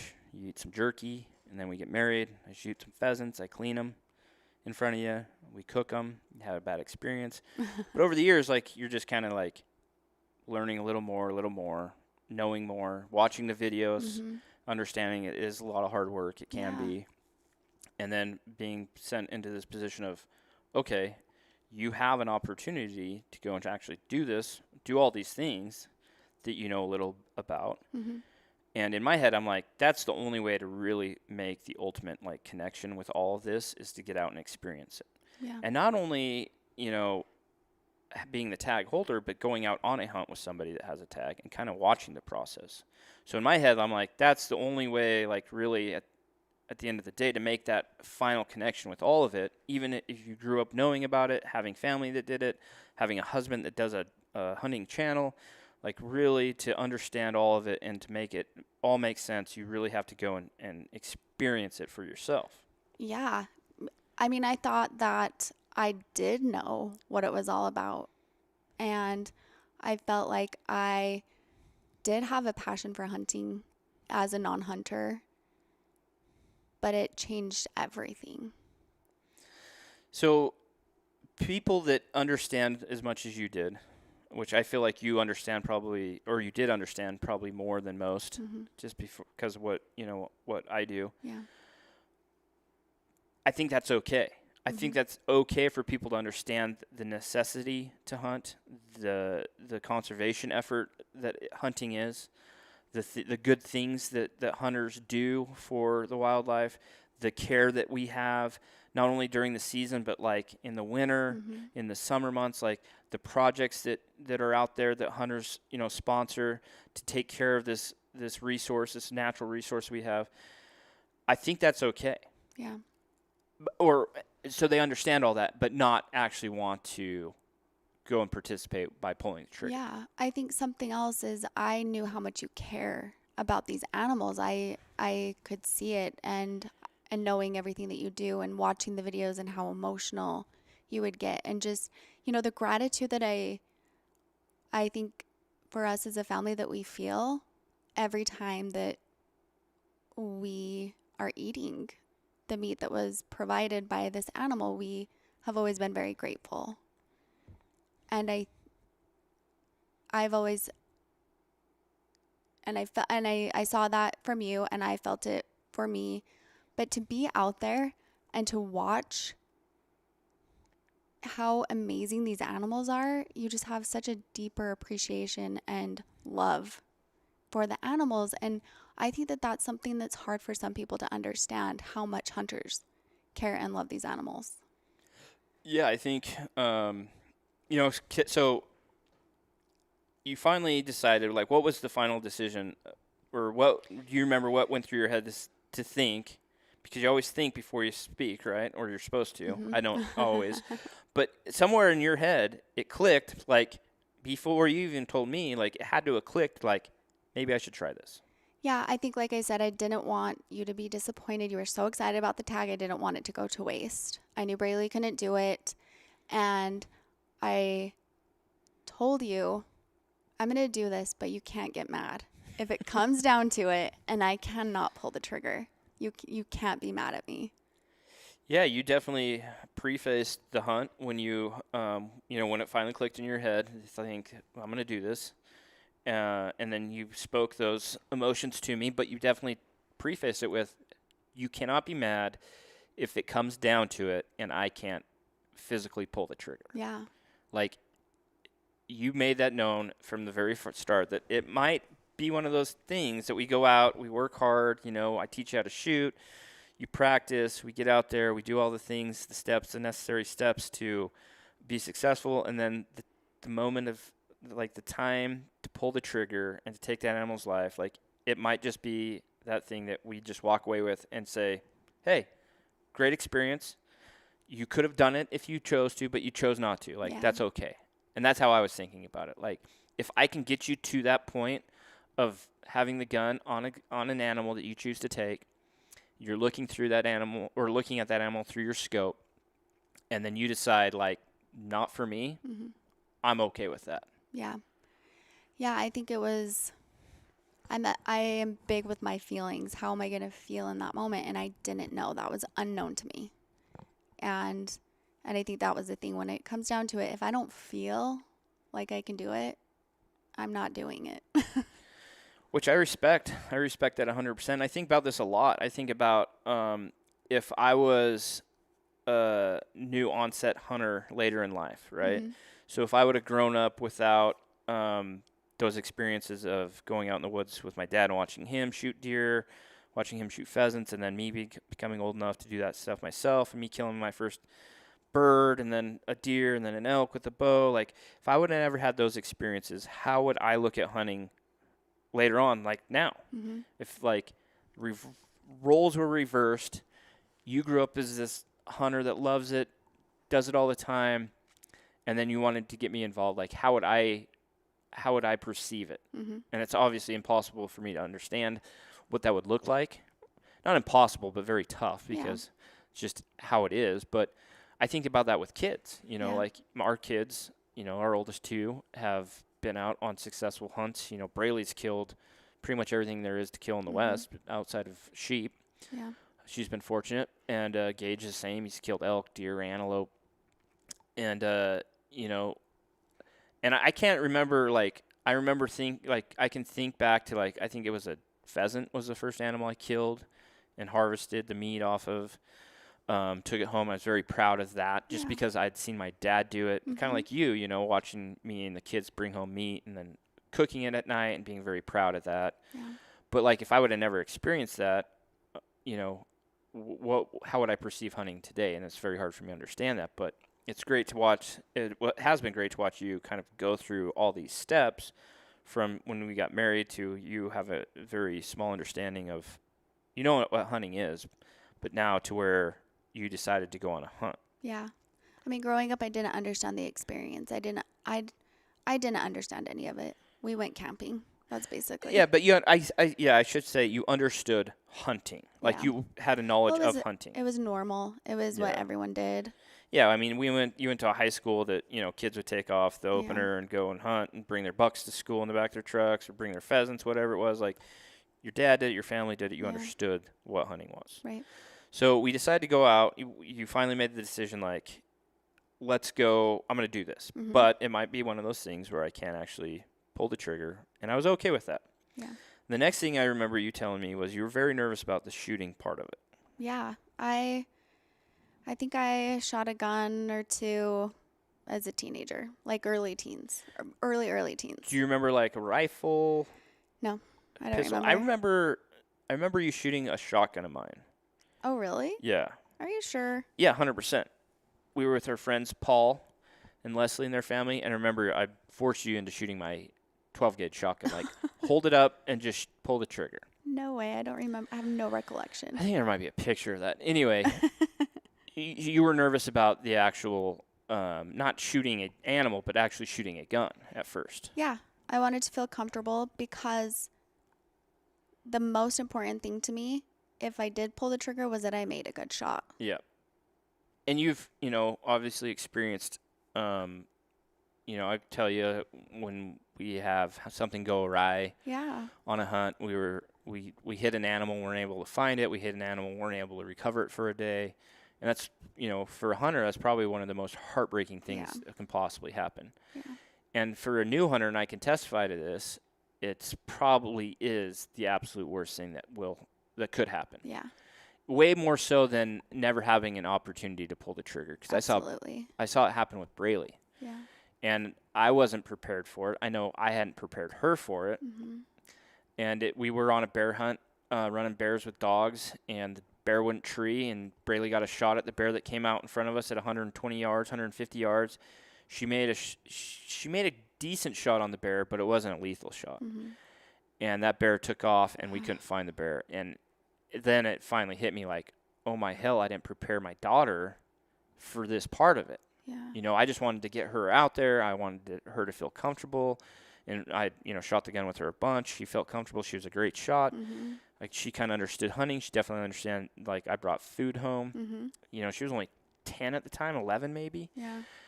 And then it hit me that I didn't prepare for that possibility, because it's always a possibility. Yeah. But luckily it turned out we found the bear and she was able to finish it. Yeah. But but for you understood that enough to know that you definitely didn't want to have that experience. Yeah. I just knew if that happened, I just felt like I would never recover. Yeah. And from my experiences, and I told you this, I said, trust me, you will shoot just fine. I'd never seen you shoot before besides that shotgun. You'd never had been behind a bolt-action rifle. The biggest thing with any new hunter, I don't care if it's a kid, I don't care if it's a woman in her 30s, I don't care if it's, a dad that hasn't hunted in 20 years. The hardest thing for any new hunter or anybody going out new is trying to acquire a target in the scope. Mm-hmm. By far, oh my gosh, in so my hard. experiences, the most the toughest but the most frustrating thing as well. And for whatever reason that's out of my brain because, I've done it for so long. Yeah. But it's in my brain because I've taught the kids over the years how to do it. And, but with anybody, that's always the hardest thing. Well, it's so frustrating. It's such a frustrating feeling to not be able to see. Yeah, because we always talk like hunting is all about steps, right? Like you go out, you acquire a tag, however, through a draw, you buy an over-the-counter tag, you buy a tag, whatever. You go out, you learn the area, you look for animals, a specific animal, you find the animal, and then you hunt the animal and you get in that position and you do all those things correctly until you get to that point of actually like pulling the trigger, finding the animal, and then pulling the trigger, and then you get to that step and you can't acquire the target, and it's very frustrating because there's a lot of things going on at the same time. Yeah. A lot of emotion. So anyway, Kayli was very adamant that she wanted to feel very comfortable behind a rifle. Yeah. And looking back now, if anyone is thinking about hunting, I wish that I would have even just practiced looking through the scope. Not actually even pulling the trigger, but looking through the scope and finding a target or, finding an object. So, which I said we were going to do that more and we didn't do it nearly enough. Yeah. I mean, this year was busy for you. I remember when I was young and I was learning how to do all these things, my dad would tape a little like deer target or a picture of a deer out of a magazine to the wall. And I'd sit back, even like 30 feet or in the garage, maybe 40 feet. And I would look through the scope and acquire that target, even up to that, like that close. It helps learning how to like position that scope and position your head behind the scope so you can get a clear picture. Yeah. But we should have done that way more. But yeah. I took you out shooting, and what happened? What? I shot the target. Come on, you can let him know you're being very. She shot amazing. I took her out. She shot 3 shots at 100 yards. So I was having her shoot. That was another question, like what caliber should I have her shoot? I always say the very best caliber or gun for a person to shoot is the one that fits them the very best and the one that they're the most comfortable with. Like you could go and shoot a 33-78 that has a lot of horsepower. It's going to knock an animal down. But if you're terrified of that, I'd much rather have you shoot a 300 Wind or a 300 Weatherby or a 6.5 Creedmoor. I think if you're not scared of the weapon, obviously you're going to shoot it a lot better if it fits you. So I had her shooting the Weatherby Creedmoor or the Weatherby Camilla in the 6.5 Creedmoor. It's a gun Braley's killed her moose, her elk with. I know it has enough horsepower out to a certain amount of range if you make the right shot. So you shot it, and literally she shot 3 shots. The one she pulled, I could definitely tell she pulled when she was squeezing through the trigger. But the other 2 were literally touching, which is super impressive. Yeah, I felt good about how I was shooting. I still felt a little unsure about looking through the scope. Which I think the only way to get better at that is a lot of practice. And you can practice at the range. You can practice at the range. You can practice in the house, doing all those things, and that will help. But the only way you'll ever get very efficient at it is to do it live mode. Yeah. Because, as you know, acquiring a target at the range off a bench is a lot different than acquiring a deer that's moving in the snow off of a bipod. And you add all the emotions and confusion, everything that's going on when you finally make the decision to get the gun on the animal. That I think can only be really practiced fully doing it live. Yeah. But you felt very confident in the shooting. Funny story. I took her out the second time, and in my knowledge, all my years of doing hunting things and shooting things and reading and talking to people, especially, a lot of people like to give us advice back, especially after we make a poor shot, about proper techniques and stuff, which is awesome. I love it. I've learned a lot that way. Yeah. I've always learned that the very most stable position for anybody to shoot off of, if it's a new shooter, a super, versed shooter to a sniper in the military, is prone. you lay down on your stomach. And what I've learned over the years is you want to lay directly behind the gun. So you don't want your body canted off the gun. You want your body directly behind the gun. But you're laying on your belly with some sort of rest under the gun. If it's a bipod or if it's a backpack, you lay the gun down on the rest, and you can literally, like, if you have the right rest and you set it up right, you can literally just set the gun down. And really, the only thing that should be touching the gun is your shoulder and your finger, which is the very best. You want the least amount of parts touching the gun, in my opinion. Well, I tried to do that with Kayli on the second trip to the range, and it wasn't happening. No. I hated it. I hated it so much. She hated the position. She hated the drill. And I think at the time she hated me. Well, let's be honest. You weren't listening. She was trying to tell me all these things, and I said, I don't care about any of that. I just want you to lay down here on the gun and feel as comfortable as possible. Because in my head, I kept telling her stats. Oh, my gosh, over and over. I was like, I don't care. Of how majority of people that shoot a gun, and they've shot the gun 100 times, their preferred position would probably 99% of the time would be prone, laying down. I remember setting the gun on the backpack. We were using a couple backpacks because that was a hunting scenario. And laying the gun down and kind of showing Kayli laying on the cement, like, okay, this is how you're going to want to shoot. And she's like, looked at me, she's like, you want me to lay on the cold cement? I'm like, well, yeah, like, what do you think's going to be out in the woods? Like, there's not going to be a warm blanket. It's probably going to be 6 inches of snow instead of concrete. Anyway, that experience didn't go great. It went terrible, and I didn't want to go hunting after that. After that little trip to the range, I thought this was over. Well, I think I was frustrated because I wanted to feel more comfortable with the gun, with the scope, and I felt like we were moving on too quickly. And when I did try to lay down, I could not see anything. I couldn't find the target looking through the scope. I couldn't feel comfortable. I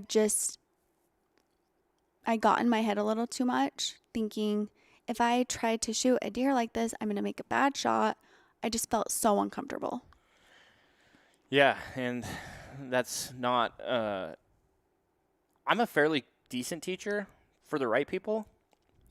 For other people, I'm not a great teacher because sometimes I do not listen. Like, I get to a point where I'm like, I know you have feedback, but I don't want to hear your feedback right now. Because these are the statistics. I just want you to do what I'm asking you to do because more times than not, like, this is going to be the very best shot you have. Yeah.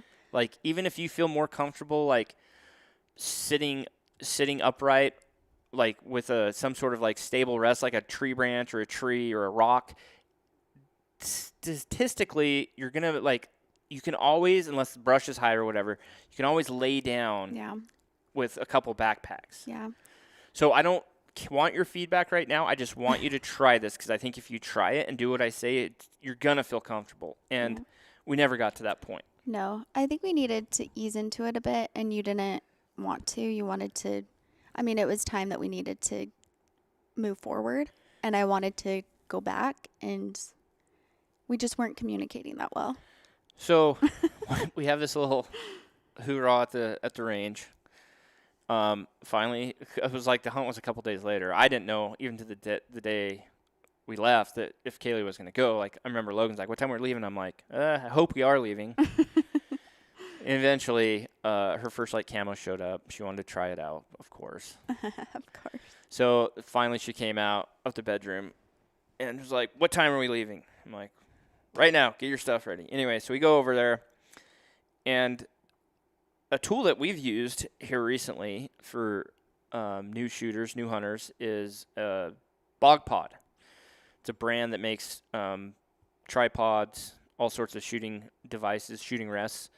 But a few years ago, they came out with this thing called a Death Grip. And what a Death Grip is it's a Bog Pod, so a tripod, 3 legs, and then on top of it, it's a clamp that you can put the stock of your gun in, and then you just clamp it down, and it grips it, and so that your gun is just like basically free floating on this tripod.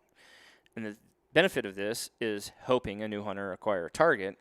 So I used it with Gage's first elk he killed. He used it. Mm-hmm. I didn't have to find the animal for him. He knew how to do that, but if somebody can't find a target, a deer, or even a target you're shooting, like I can get the gun on the death grip, clamp it down, and then step away from the gun and not touch it, and then have Kayli shoulder the gun, and it should be right on that target. So when we got over to where we were staying for the hunt, we got over there at night, and the hunt had already been going on for 10 days or so, but I was gone. Mm-hmm. And I told Kayli, I said, this is like a 2-week hunt. The last 5 days are going to be the very best because the weather and the migration and the rut will really be in full swing.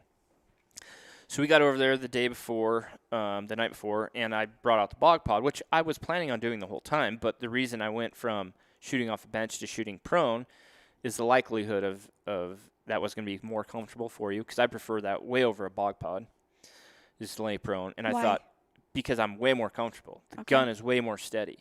Okay. When you can, like, lay the gun down, which the bog pod does, but when the bog pod's up at 30 inches or whatever it needs to be for you to sit behind it or something, that's a lot of distance. But when the gun's like 8 inches from the ground on a backpack, it just feels more steady for me. Okay.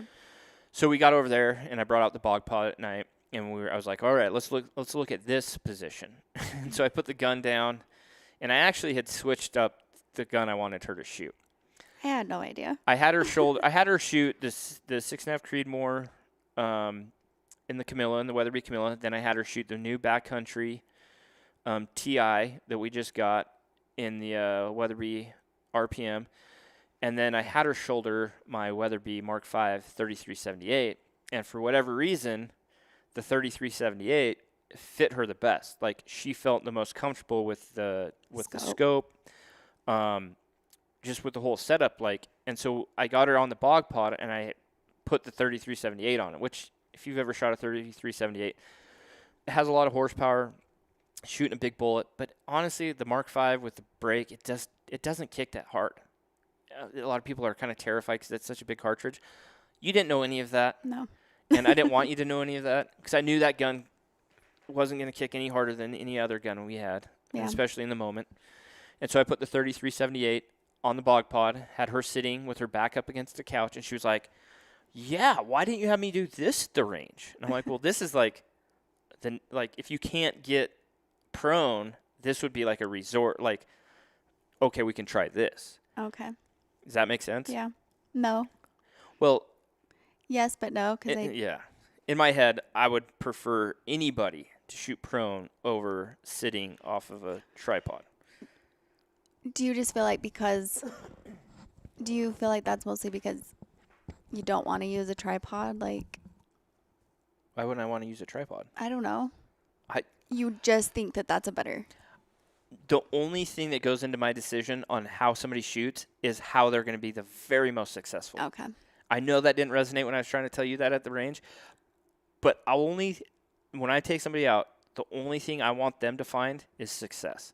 And in my opinion, the very best way to find success in shooting is laying prone. If you have to do something else, great. Like, let's learn that. But if you can learn how to shoot prone, or you should learn how to shoot prone, probably the quickest, because in my opinion, it's the best. But if not, like, you can do those other things. So I wasn't trying to set you up for failure. I was just trying to set you up for this is the way you'll feel the most comfortable, which you didn't. And so I got you behind the bog pod, got you set up, and you're like, oh, yeah, this is it. Yeah, this is how I want to shoot a deer. And I'm like, sweet. If you feel comfortable, let's do that. It felt comfortable. I felt like I could find the target easily. And it just felt so much more comfortable. So the night before, finally feeling comfortable in shooting positions. And it's nice with a bipod or a tripod that you can sit behind. Usually that allows you to get up above if there's some tall grass or some brush. Like, that allows that. Mm-hmm. Ultimately, if you could stand on a tripod, that would be the best, because you're always going to be over the brush then. But it's, again, like, I think the higher you get the gun off the ground, the less steady it's going to be. Yeah. So anyway, we felt good with that. Mm-hmm. And you were still very adamant about not just, you might not be able to shoot a deer. So first day we go out, plan was, like we do on any hunt, I did a lot of research on my Onyx. Had some tips given to me by some local people, some buddies of mine that live in the area, of places to look. And so we kind of like set out, I had some waypoints marked that I wanted to go and look at. And so we had the Can-Am with us. We were just going to cover country. on the Can-Am, hike out some ridges and just glass. That's kind of our forte, is just to cover the country with our eyeballs. Right. And unfortunately, that first day, it wasn't. The weather was just not great for that type of hunting. Yeah. It was Yeah, cold. it was rough. It was cold. I think also when you said you drew one of the best tags in Idaho, for some reason to me, that equaled the easiest hunt. Like, you're going to see the biggest bucks that you've ever seen in your life everywhere. They're just going to be like jumping out in front of you. Kind of was my thinking. And also being naive, I didn't understand hunting. So I was telling the kids, like, yeah, I'll probably be home in like a day or two. Which is and you said the weather is going to be great. It so was. It was supposed to be. I was like, yeah, this is going to be just easy peasy. Like, I don't know why in my head that's what I thought. No, I think that's a misconception. It's a misconception in my head a lot of the times. Like, it's a misconception, I think, in a lot of people's heads, that not only drawing a tag, like you draw a tag, like, and especially depending on what state you're in, right? Idaho, like, you can draw some fairly easy tags every year. You know, they have some unlimited draw tags, but in people's heads, they think it's a draw, it's going to be better, which it should be, which it can be, I should say. In other states, if you draw, you know, for years, people thought if you draw any elk tag in the state of Utah, you're going to kill a 400-inch bull, which this means, like, you're going to kill this bull. I'm pointing to Braley's bull if you just draw a tag anywhere in the state. And it's just not how it is. Yeah. Like, I think it gives you a better opportunity maybe to find a more mature animal, and maybe you're going to see more animals as a whole, but it's not necessarily going to be easy. Right. But that's not just a misconception. In your head, I think that's a misconception in a lot of people's heads that have hunted for a long time, especially guys that have hunted over-the-counter tags and then finally luck into a draw tag. Yeah. But it's not the case. Yeah, so day one I was like, excuse me, what now? What's happening? It was rough. Yeah, like we did what we stuck to our guns. I always say I want to check boxes. Like, I knew this area was good. Like, I'd researched it. I knew there should be deer moving into this lower country. They should, if they had enough snow, should be wintering there. Plus, it was great rutting grounds. Had all the feed they needed at the time. So, like, I just want to go in there and check that box. Like, yeah, it is great. Or it's not, like, there's not a lot of deer in there yet. You know, like, maybe come back here in a couple days. But it just didn't allow us to do that with the weather because it was snowing and then it was foggy. And, like, we just couldn't. I didn't feel like we were very efficient glassing that country. Yeah, but at the same time, I am grateful for day one because we knew what to expect, that the weather was probably going to suck, so let's dress warmer. And I realized I didn't know how to glass at all. I had the cover on my binos every single time I tried to look through. Every single time I tried to look through them, I forgot that they had the Probably should have took those off. Yeah, I probably should have. But I realized that is something else that I need to practice. Well, yeah, they're all definitely. I think hunting, to be an efficient hunter, you learn a bunch of different skills. Yeah. I think one of the most important things that I think is overlooked, especially in today's world, is just being a good woodsman. Yeah. Being able to go out and survive in the woods and be able to navigate the woods, being able to figure out the best path from point A to point B, like following a game trail, walking on a south slope compared to a north slope. All these things, I think, being able to glass efficiently, being able to know, like, what you're looking for and how to find it. Yeah. I also feel like that was a day that I learned a lot about how deer migrate. You and Logan both told me this is what they like to eat. This plant survives longer. This is where I like to look for them. And it was so interesting to me because, again, these are things that you don't understand fully if you're not out in nature. Yeah. And that was amazing to me. And you grew up knowing these things. To me, I didn't realize, like, how much goes into all of this, how animals survive and how amazing nature really is. Yeah, it's interesting if you have a removed perspective of, you know, and I keep talking like, you know, you understood hunting, your dad hunted, you know, we take these steps, you knew about it more because you've watched my videos and I've explained to you some things. I know that it's important that you go out and you replant sagebrush. I didn't understand fully how important that is, that hunters do these things. Yeah, there's a lot of dynamics that go into it, and I think in order to be a good hunter, efficient hunter, you have to understand a lot of these different things, and a way to learn these things is to go out and experience. Even for me, right? Like, I feel like Eric is a way more efficient hunter in the winter than I ever would be, because why? He's out there in the winter looking for sheds, or in the springtime. So that he kind of understands the story of, he hunts elk in the rut, he hunts elk in post rut. And then for most people, most hunters, they really kind of lose track of where the elk go or what they do after, a late season elk hunt and into the winter months and into spring when they shed. But he understands that because he's out there experiencing that year round. And so all these different times and chances for you to be out learning and seeing different times of the years, I think, goes a long ways to be a more efficient hunter, is to understand the complete story of an elk cycle during the whole year. Yeah. And as a new hunter, like, starting at the brass tacks of, okay, it's wintering, they're wintering, it's winter, they need lots of feed. They need high protein feed. Where can we find that at? Yeah. So day one, it wasn't a bust by any means. We got out, saw a lot of country for what we could see. We saw some bucks. We saw, I would say, a very nice deer. Well, and it was exciting because we spent the majority of the day seeing nothing. So to find a buck was really exciting. Yeah, that's how most hunting is man, like, especially like general season tags in early October when they're not doing their mating rituals and they're not coming down from the high country. You work really hard to hopefully just find an animal. Right. And hopefully that animal is one you want to put your tag on. More times than not, it's not. And so you move on, but you consider those days W's, right? A win. So we saw a buck right before dark. Kayli looked him over. It was a nice 3x4, I would say a 4-year-old deer.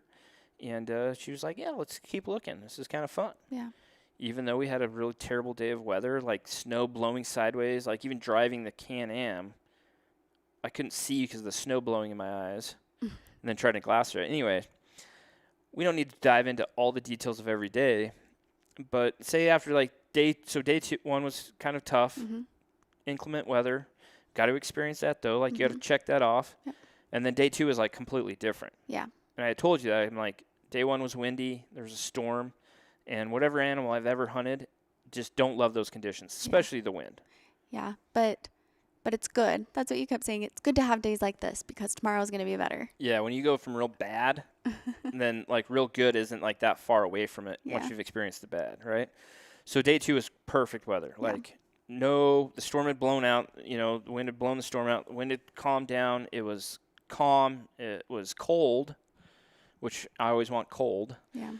Because the animals typically will stay on their feet longer and feed longer. But it was clear, and we saw it was. I think you made the remark of it's like we're on a whole different planet. And even though we went back to the same exact spots, it was like we were on a whole different planet. So we could see the animals were moving. There was deer everywhere. Yeah, everything was just so different. So we go through, and finally, I think when it was some point in this hunt, you were like, okay, I think I can kill a deer. I don't know. I don't know if I knew that I would, for sure. Honestly, until the last day. I don't know. Well, day 3, no, maybe it was day 2. There was a really nice buck right outside the road. And we kind of stopped and looked at him twice. We looked at him once, and he took off, and I was like, the first time I looked at him, I was like, yeah, it was a nice deer. Yeah. And really, like, I never want to be the shot caller. I don't want to be unless it's something that's a no-brainer, and I'm like, you probably should shoot that one. I don't want to be the guy to be like, oh, like, nah, hold off. I'll give you my opinions, but at the end of the day, and we say this with anybody that we hunt with or ourselves, if you look at an animal and it excites you, you should probably shoot that animal. I think that I felt like I didn't know enough to get excited. Does that make sense? I don't. Yeah. The deer all look similar to me. Yeah, you look at a deer, a 4-year-old deer, right? You put a 4-year-old deer out in front of somebody at a couple hundred yards, it's going to look like a really nice deer. Their bodies are all about the same size. They're all bigger than the does. They're Mm-hmm. all bigger than the small bucks, so their bodies look big. 4 years is a good time for, a deer to really start sprouting to like what he's going to be. And so, yeah, like when you look at that same age class, definitely can see like, yeah, they all look good. Yeah, right. And I think something else when we were glassing, I would notice you and Logan would say a lot, this deer is going to be incredible in 2 years. And I'm grateful for these conversations because it makes you realize, or it made me feel like I need to be patient because what could this animal be? And I know that you would say, well, you don't even know if it's going to make it through the winter. You don't know. So you can't go into it with that mindset if it feels right. But to me, I was like, I think that buck needs 2 more years. And honestly, like, yeah, that's kind of how I feel if I'm out on a hunt for myself or I'm out helping one of my kids, helping you, helping, my dad. And I do not think, there's a lot of controversy in shooting, a certain age class of deer, weight, shooting the older deer better, which I understand. But also, like, I think it's like fly fishing. There's a lot of people that don't think you should eat a trout. I think there's trout in rivers that need to be eaten. Mm. I think there's 2-year-old deer that need to be shot. Yeah. If you're looking for the very, very best meat out on the mountain and you have a deer tag in your pocket, a 2-year-old deer is going to be way better than a 5 or 6-year-old deer. But at the same time, like in my head, I get excited when I find an old deer, right? Yeah. Not talking about his antler configuration, the size of him, but like when I see an animal, a deer, elk, whatever, and I know that deer or that animal's lived 5, 6, 7 years, like I'm like, okay, because that's kind of how I test my skills. Like if I can find the older deer, the older animal, the mature animals, like they've been around the longest, Yeah. they're the smartest, they've had the most experience, and like I've honed my skills.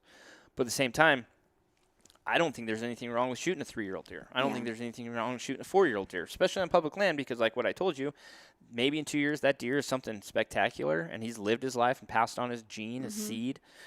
Who says the next guy that comes behind us 10 minutes later isn't going to shoot that deer and just be happy as can be, and I'm okay with that. Yeah. So trying to like figure out a way to like, I don't know what you want to call it, but like management of mature deer on public land is just not a thing. Yeah. But I didn't want to get into any of that with you, but our conversation with me and Logan, we go there because that's how we talk. Right. It's normal conversations, but I was learning so much just from listening to you guys, and it was interesting, and it felt important. And to hear you say, it's good if you can find like an older deer, whatever. And so, yeah, we saw this deer. We got excited. He ran off one time. We found him again, like literally 150 yards off the road.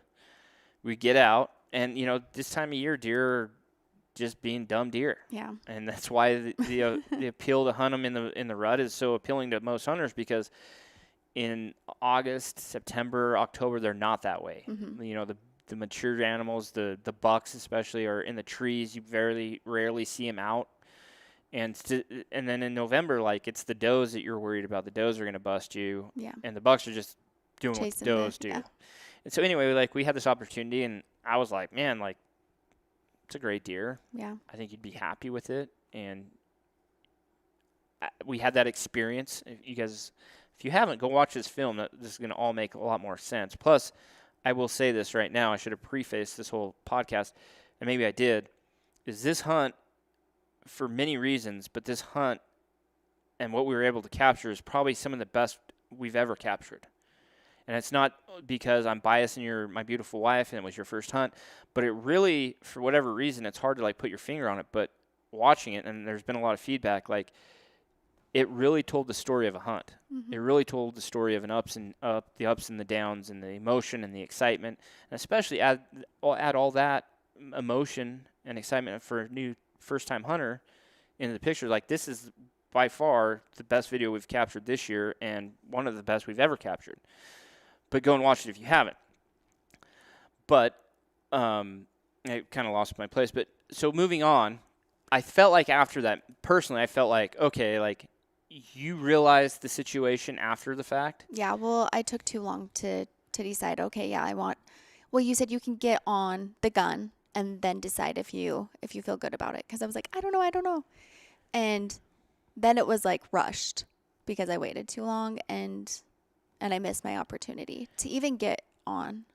Yeah, so by the time we got Kayli out, got the gun out, got the bipod out, got it set up, the deer they'd watched us long enough. They were not leaving the country, but they were headed for deeper canyons.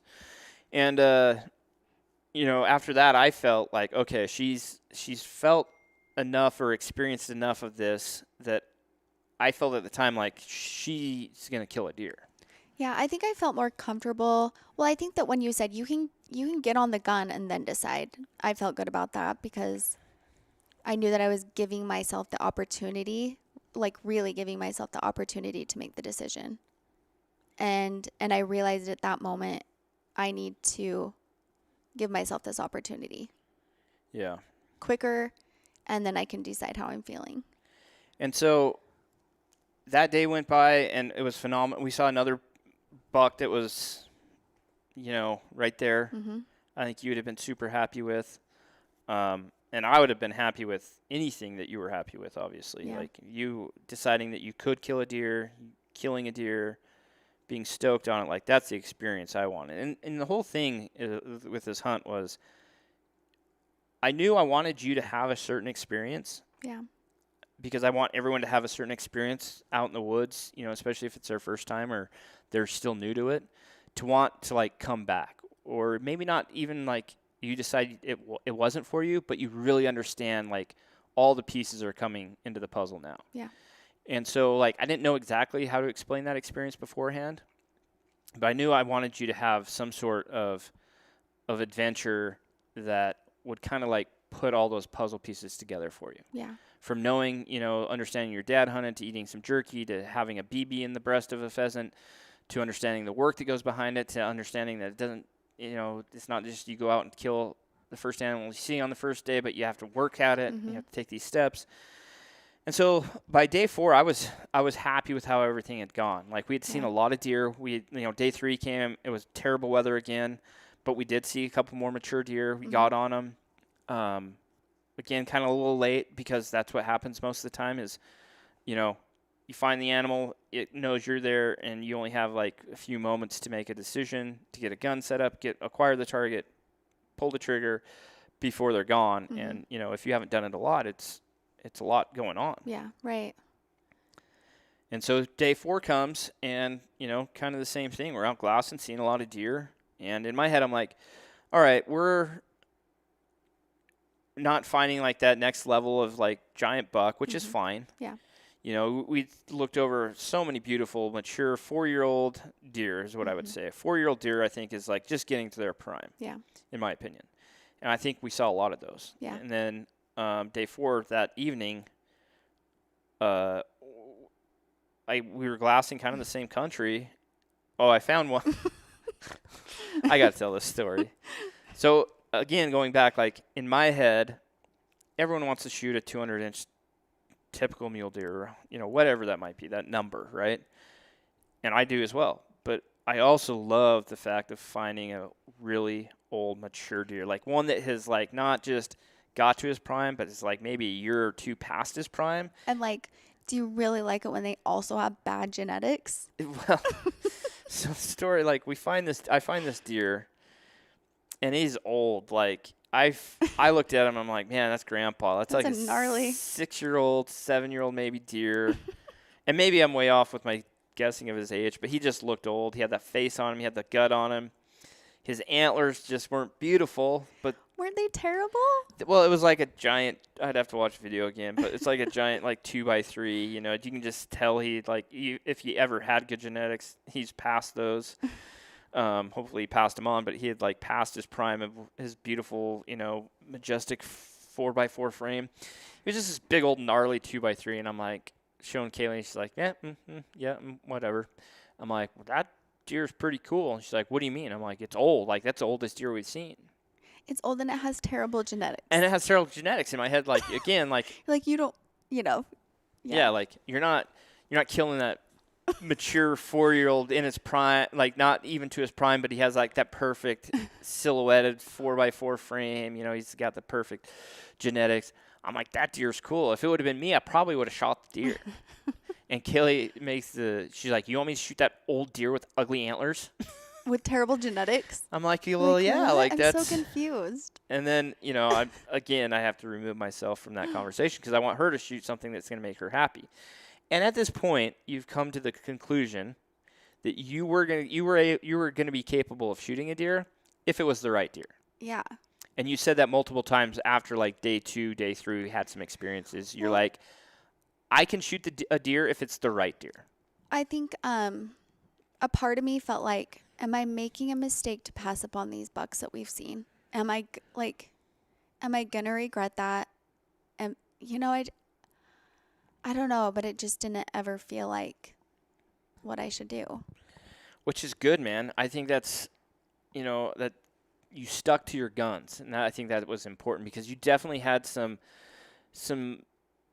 you know, you were adamant about if you were able to shoot a deer, it had to be the right deer, right? Yeah. So you weren't just trying to go out there and shoot a 4-point or shoot a deer, but like it had to make sense, I think, in your head, but it had to feel right as well. Yeah. And so after the big, ugly, gnarly grandpa deer, Didn't feel right. There was kind of some like not contention, but just like I could tell Kayli was like kind of like I was wearing on her maybe a little bit. About, you know, like, hey, you know, I wanted to give her my input without making the decision. You can't make yourself sound like you were like, hey. And I'm like, that was stupid. No, but I was like, well, you want to shoot an old deer? Anyway, moving on. 10 minutes down the road, we get out, and we're looking at a bunch of deer. Like, it's another beautiful day. But it was the second to last day of the hunt. The next day was going to be the last day of the season. Not only the last day we could hunt, it was the last day the tag was good for. Yeah. Which, more times than not, I'm okay with that. Yeah. And we'll talk about that here shortly. But 10 minutes down the road, I'm going to get out and I start glassing the same country we've been glassing, but it's migration. It's the rut. You never know when the deer just pops up. And so we're glassing, and I find this one deer that's kind of like in between a bunch of groups or a couple different groups of deer. And immediately I knew. Immediately I knew, like, that was the buck that I was hoping we would find for you. Not wanting to, like, you to, like, know that emotion. Yeah. But we got the spotter on it. What was your thoughts? I definitely could feel your excitement. You said that it was an older buck, so I felt those things going into it. And when I saw him, I was like, yeah, let's do this. This feels like what we've been out here doing. This feels like the right thing. This feels like where our journey has led us. Yeah, for sure. I enjoyed the journey, and I felt like this is it. And I feel like that, like, sums up or describes to me in my head, like, the absolutely perfect hunt that I not only want for people I take out, the kids, you know, a hunt winner. That's the hunt, like, that I, like, strive to have for myself. I love to go out and I love to learn new country. I love to work for it. I love to glass over a lot of country, look over a lot of animals, because I absolutely love glassing, probably more than anything when it comes to the hunting woods. I love understand that now. Sitting behind the vortex and just picking apart country and working for it, making some decisions, and then finally acquiring, and what I say, acquiring the target, finding the animal, whatever it might be, a big buck. You could be out, have a doe tag and find the right doe, like whatever it is, like you acquire the animal that you are going to be happy to put your tag on and take home for whatever reason that is. Right. And so after that, that's like we acquired the target. Right. Because really, to me, like, it's just all steps to that point. You got to get a tag. However, you got to go out and learn the country. You got to look over the country. You got to work for it. You got to, like, check some boxes, find some areas that don't have animals, check those off the box. Like, do all these things or check them off the list until you acquire the target. And then when you acquire the target, then that's when, to me, like, that's when your hunting skills really come into play. So once the target is acquired, like, okay, now you have to figure out how the best way is to go in there and kill that animal. Yeah. And we were far away and unsure if I could make the shot from where we were when we first spotted him. Yeah, so we glassed him up across a little canyon, and I think I ranged him at like 750 yards, which, you know, the gun is very capable of doing that. We obviously decided to go with the 3378, and just, you know, this year, I've had the gun for probably 3 years and never set it up. And then this summer, I was like, I had some elk tags I drew this year, or an elk tag, and I'm like, I'm going to shoot the 3378. So this summer I went to Thompson's Long Range in Cache Valley, which these guys do a phenomenal job. If you've never heard of Thompson Long Range, look them up. They've become our buddies over the years, and so they help us set up the guns. But they basically run a long-range shooting course where you can go there, either purchase a Weatherby from them. They're a big 3378 fan, and so anybody that comes and purchases a gun is usually a Weatherby 3378, just like the one I had. Anyway, you can go through this course, and they'll show you how to set up the scope properly on your gun, and then they will walk you out. And by the time you're done with this course, which is less than a day, you're shooting. Your gun is accurate at 1,000 yards, and you have a dope chart and all that. Anyway, the gun was capable of that. I don't care who you are. I don't care where you're at. 750 yards is a long ways, and especially with the amount of variables that are out there. Wind, crosswind, the does, you know, whatever it is. Like, so, I mean, like, the deer's at 750 yards. And we're like, all right, we got to figure out how to get closer. So we go around. We make the game plan. We start hunting the deer. We get to literally 322 yards, 326 yards, something like that. And I find the buck. And he was behind a doe. And so we got the gun set up, got the bog pod out, got the Weatherby on the bog pod, got Kayli behind it. She saw the target. And it just, all you could see was his head, his antlers. And then he was literally standing behind one doe. Yeah. And did you think at that time, like, it was going down? I don't know. I definitely thought it was possible. I didn't think he was going to stay in that position for an hour because, again, I don't understand their behavior. I was hopeful. I felt hopeful in that moment. And, again, I enjoyed it. I liked the experience of spotting him, or, you know, looking through the scope, and I liked all of that because I was feeling more comfortable. But I don't think I did think that I would have an opportunity. Yeah, probably. Yeah, it was one of those scenarios where, again, you know, it's November, end of November. Bucks are definitely hot into the rut. The does are in heat. And so this buck was just locked in on this doe. And I don't know if he was just smart enough or he was just doing what a buck would do in his situation, but he was locked on this doe, and this doe was smart enough to know that we were danger, but she wasn't going to, she didn't want to run away. She was just kind of standing there, and the buck was so locked in on the doe, he just never moved. Yeah.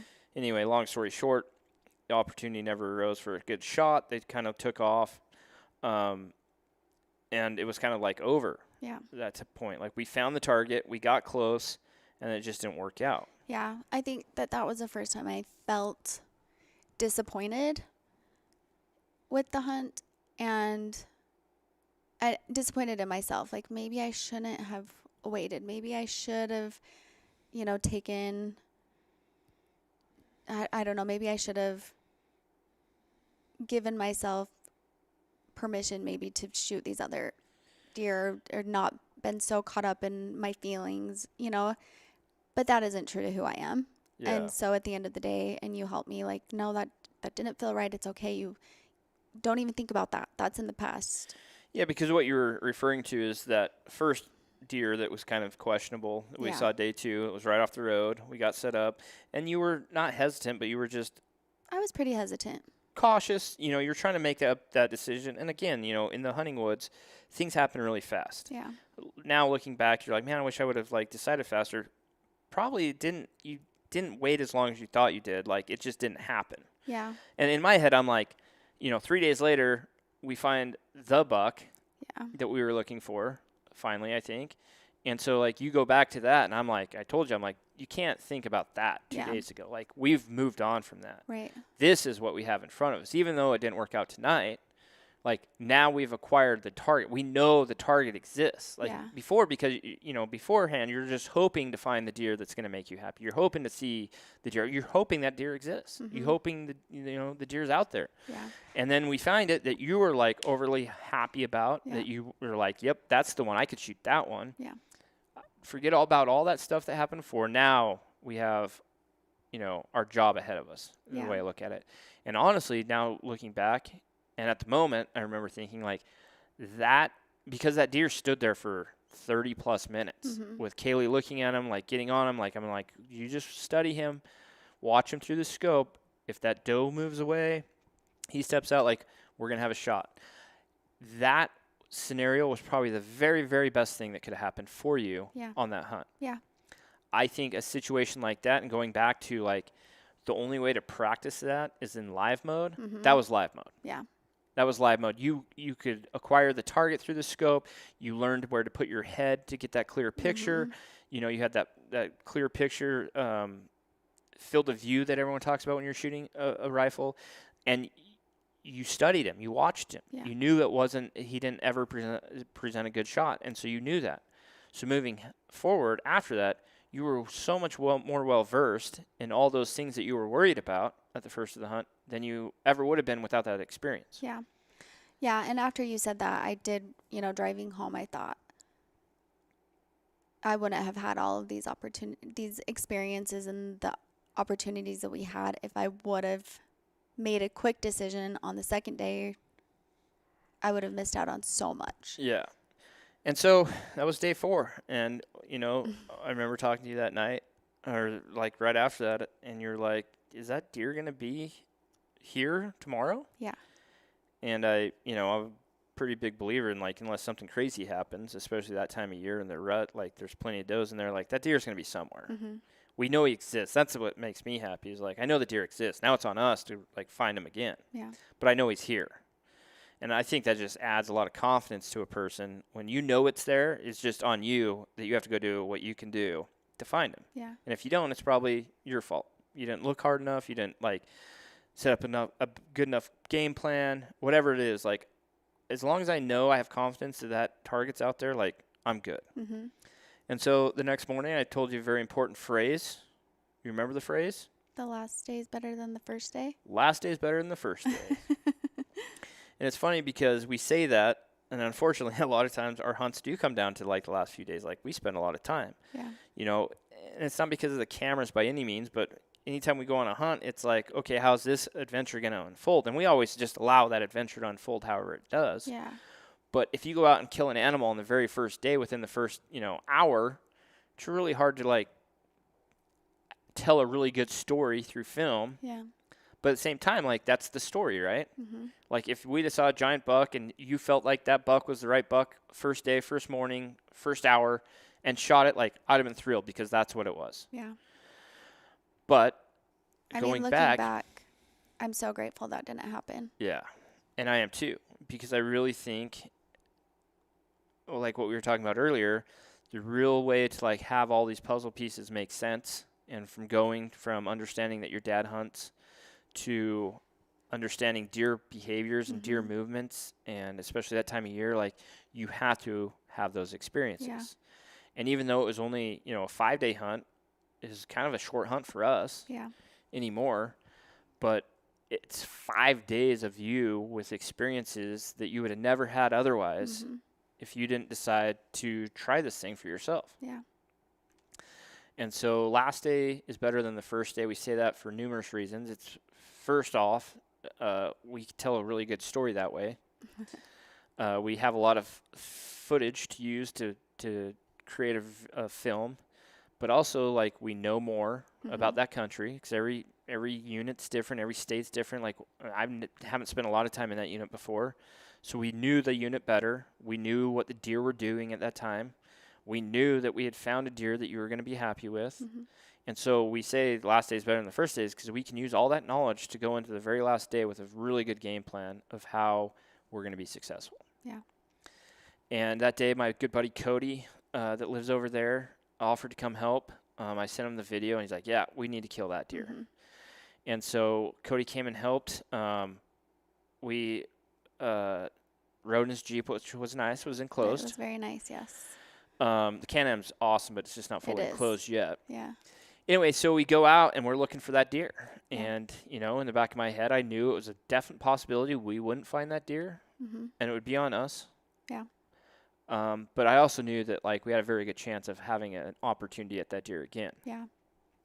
And not to ruin the film for you if you haven't watched it, but we turned up that deer. Like, you know, he was a little ways from where we had seen him last. Maybe I said like a half mile in the video. I think it was more like a mile Yeah. from where we had seen him last, but it wasn't far. Like, for a deer, that's nothing, Mhm. right? And we turned him up, got on the gun again, and Laying down. laying down. I was like, okay, I'm going to do this. I did feel way more comfortable not laying on cement. And I don't know. I felt a lot more comfortable doing that. And I felt like I could do that. Yeah. And looking through the scope, I mean, it was pretty hectic. That moment was pretty hectic.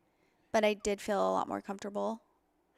Yeah, so the But it was scenario, quick. we kind of like rolled up on this ridge, and I'd seen a couple does off the ridge down in this canyon, and I can't even remember what I went to do something, Mhm. and Logan and Cody had jumped out, and they had walked to the edge where I'd seen those does, and I was in the Jeep doing something, and I turned around, and their eyes were just like got giant, and they're like, big buck, big buck. Yeah. There he is.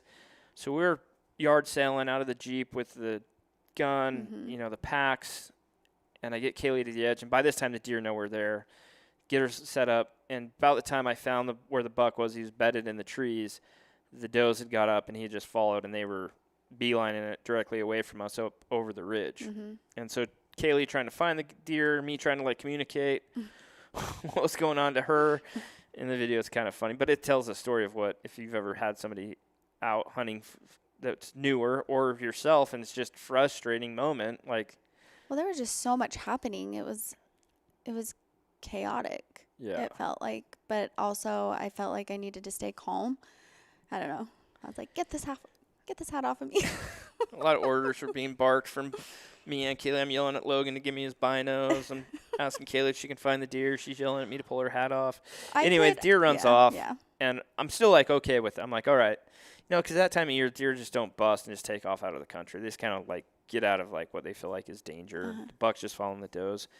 So we work ourselves up and we find the deer, and I'm like, let's let them calm down. They're at like 600 yards at this point, and they're just kind of feeding, and we just sit back and we're kind of like watching them. Mhm.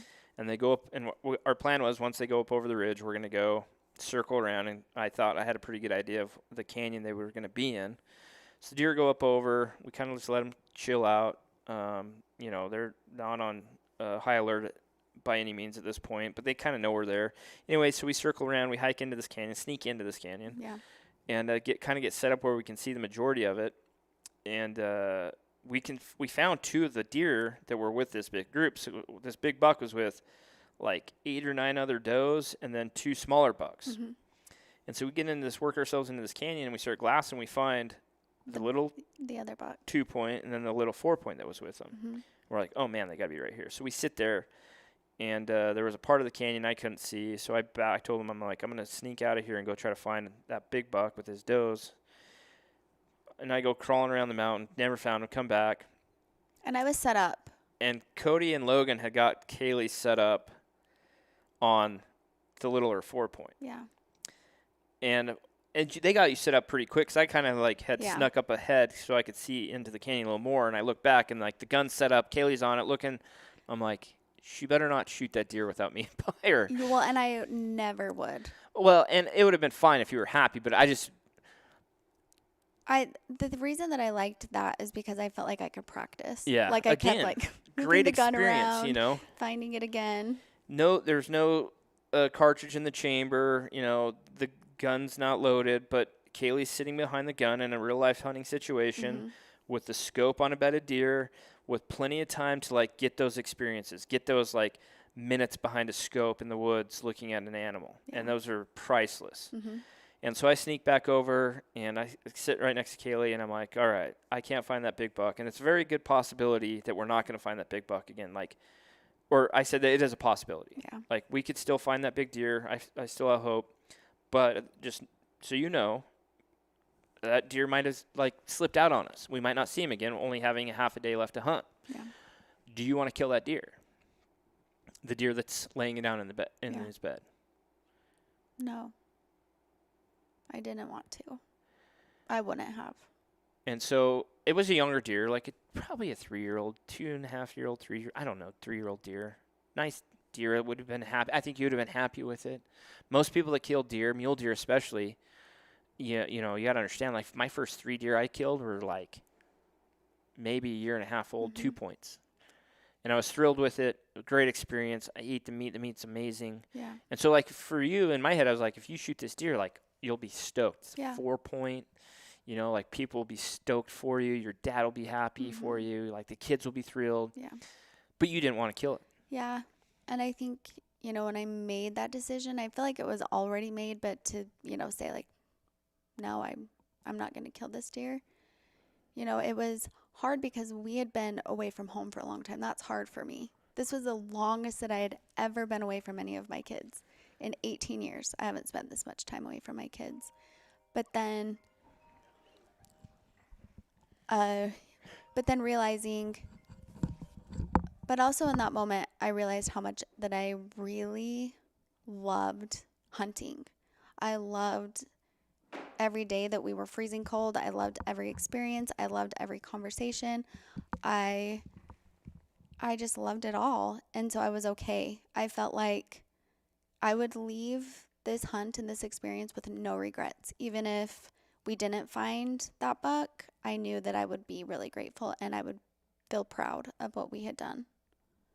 So I felt good about that. I feel good about that decision. Again, you stuck to your guns. Like, it didn't feel right. Yeah. And I was good. I was happy for you. I was like, you know, a lot of people, especially, you know, somebody that's hunted for a while realizes the situation and is like, you know, that buck is a great buck and I can kill it. Last day. And I'll go home, you know, with some meat. And that's, you know, a big reason why we're out here. Mm-hmm. And so, like, you made the decision. I was happy. I wanted to present that opportunity for you to be like, hey, like, you can kill this deer right now. You 200 yards, like, you'll smoke this thing. Yeah. And filled your first tag, killed your first animal ever, like, take meat home where, you know, we'll enjoy it as a family for the next 6 months to a year. And every time we eat it, we'll be like, this is mom's, because that's what we like to do, you know, like every night we cook whatever up, like taco soup last night with the venison that Gage killed, and we talk about that, or the steaks that Braley killed off the elk or whatever, and we talk about that. And it would have been great. Yeah. But you made the decision. You were like, no, I don't want to kill that deer. Yeah. And I was thrilled for you. Yeah. And so the plan is Cody's like, all right, I'm like, let's go back to the truck.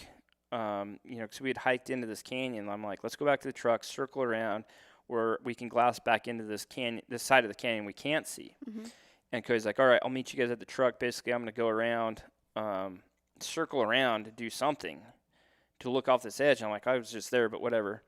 And he left, and we were kind of gathering up our stuff. Weren't we hiking somewhere else? I thought we were hiking. Well, we were going to go back to the truck. Okay, I thought we were going. And then Cody found the buck. Yeah. And was like, I found the deer. Yeah. And he explained to me, like, where it was trying to explain to Logan where it was at. And so, like, it was like mission there. Yeah. It's like, all right. And so, like, we had been in the canyon enough, I kind of understood where the deer were at and where we needed to get to shoot. So we go hiking around, and all of a sudden I spot the deer, and I was going to get you set up on the top of the canyon, on the rim, but, dude, the wind was just howling at this point. And the day started out really calm and nice, but we knew there was a storm coming in, and by this point, it was probably 11:30 in the afternoon. The wind picked up, and it was blowing. And so I grabbed the gun. I tried to initially set it up on the edge or on the top, and we dove down into the canyon another 50 yards just to get out of the wind enough. Like, the wind was still blowing down the canyon, but it wasn't blowing directly at us where we were at. Yeah. So we get set up. I get the gun set up, and in the previous days, like when we thought about killing a deer, I tried to get like the bipod out, get the gun on it, get the gun on the deer, and you had mentioned like, let me just get behind the gun. Yeah. And so I just got the bipod out, got the gun in the clamp, tightened it down, and had it pointing in the direction of the deer. and I was sitting next to you, and you ended up finding the deer through the scope. Mm-hmm. And having some previous experience with shooting in the wind this year, the 3378 is shooting 180 grain AccuBond, which is a fairly big bullet, but there is still some wind drift. And I was assuming the wind was coming down the canyon about 20 miles an hour, 25 miles an hour, which is a lot. Mm-hmm. At 325 yards, I believe, 330 yards is what the shot was. Like, it's not far, but it's still going to affect it. And we had talked about shot placement a lot. I think that's huge with new hunters, understanding, like, the what's inside of the deer and where you're trying to hit, right? Like, that's front shoulder. The lungs are going to be right behind it. Heart's going to be, like, right behind that shoulder, lower. Anyway, so we had walked through, like, where you wanted to aim at a deer. But the wind was blowing from our right to left, deer facing left, the buck. And I said, like, instead of shooting right behind the shoulders, like, go mid-body, right? Mm-hmm. And so Kayli was set up on the deer. She acquired the target herself with the wind blowing. And the buck was kind of, like, behind some bushes, intermixed with some does. And I was just trying to help, like, facilitate the best shot opportunity. And so, like, Kayli was on it, though. I was like, can you see his horns? She's like, yes. And the deer had stepped out. I'm like, all right, he's going to turn. He turned. She weren't feeling comfortable. You mentioned in the video, like, the gun's shaky. Yeah.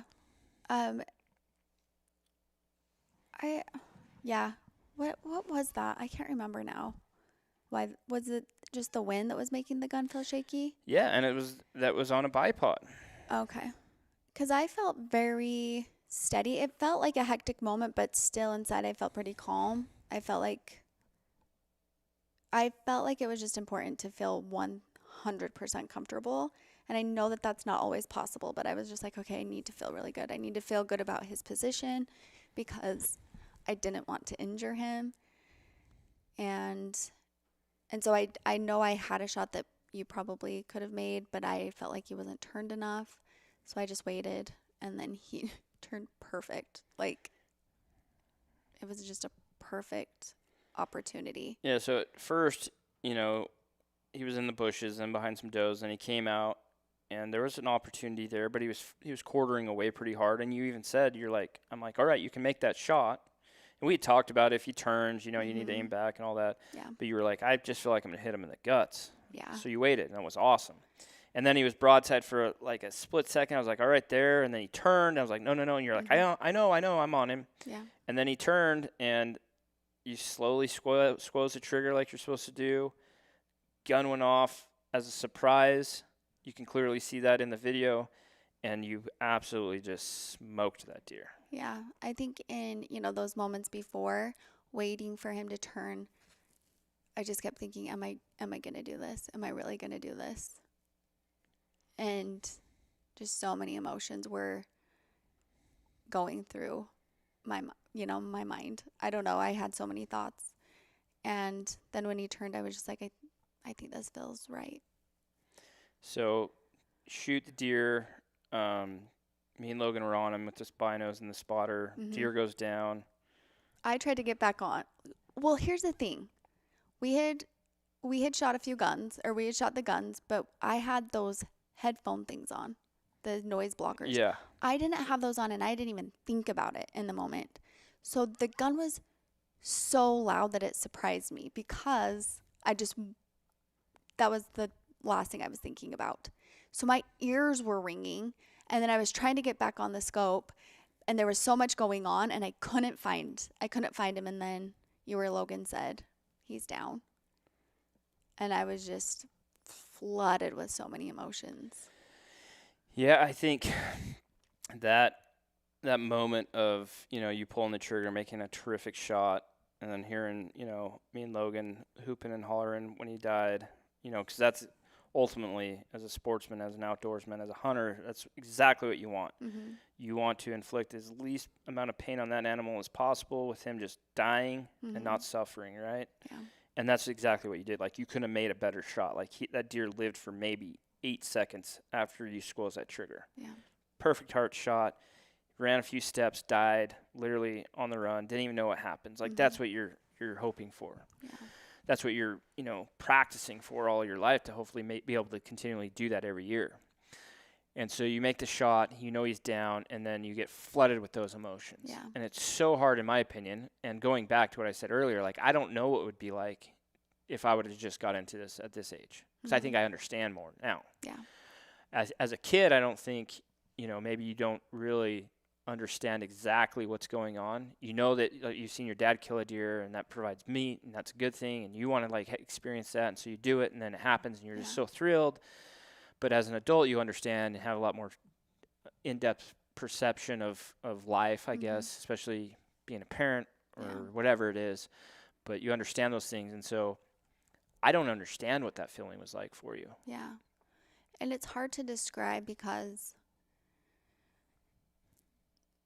I think, also having spent 5 days watching these animals and knowing, like, I love animals, but now I love them even more. I love mule deer more than I thought that could ever be possible. I loved watching them. I truly enjoyed that. And knowing I just took the life of one of them, and this buck that we watched for a long time, and that was big. Taking the life of an animal felt heavy, and I felt grateful. Knowing that he was an older buck did make me feel happy that he had lived a good life. It was exciting. There were just so many emotions. I can't really explain how I felt, but it felt like a lot. I think that's it. I think no matter where you're at in your life, if you start when you're a kid, if you had understanding of hunting like you did, and then going out and doing it, or whatever the case might be, like, I feel like the feelings might be different, the lead up to all that might be different, but in the moment, the reaction is very similar. What I've seen over the years from different people in different walks of life, the reaction is very similar in the fact of all those emotions that you have, and those emotions might be different for you than they were for me, but all those emotions culminating into that moment. And it's exciting, it's sad, it's emotional, but it's all this thing that culminates, and after the fact, even during the fact, it's hard for you to explain. Yeah. And that's what I still feel today, even having a very good knowledge of, conservation, of the whys we hunt, of, it's our business, all those things. I still feel all those emotions coming to, like, this peak, and it's still today hard for me to explain. Yeah. But what I know is, and I told you this, is that's it. Like, I can see it, and I'm like, that's it. That's all the puzzle pieces finally coming together. Yeah. And especially you having the knowledge of enjoying eating that meat as much as we do now, of our kids enjoying that meat, like, knowing that the herd is better because of what you just did, like, knowing all that, like, that, to me, that moment is the one thing that you cannot explain to anybody, you cannot show to anybody until they go and have that experience for themselves. Yeah. Yeah. Truly. So wrapping this up, you realize we've been on here for almost 2.5 hours. Yeah, I do. So, and I appreciate you being on, and hopefully you guys at home have enjoyed this podcast. I wanted to kind of start it out with, a little backstory of, I've told the story of Hush, but a big part of that story was Kayli, obviously, and telling that and just kind of walking through the steps of where she was at, marrying me 20 years ago and not really eating the meat until where we're at now, and now especially having her be on the hunt. What I want, though, is just one question. I asked everyone yesterday, like, if you were to have one question for Kayli, because the response from this video, it's been up for 3 or 4 days now, like, the biggest overall response is that I've taken away is a lot of people have watched it with their wives or with their girlfriends, and the overwhelming question I'm seeing is, how does a husband or a boyfriend get their significant other involved in hunting? And I've seen it, the scenario, like, she understands hunting, she grew up knowing what hunting was, she likes to eat the meat, There's all these different scenarios, but at the end of the day, like, in your opinion, how does a husband or a boyfriend go about, in the best way, getting their significant other out in the woods, either partaking in the hunting with a tag themselves or just being along for the hunt to kind of see it? Yeah. I think that you have to give your partner time.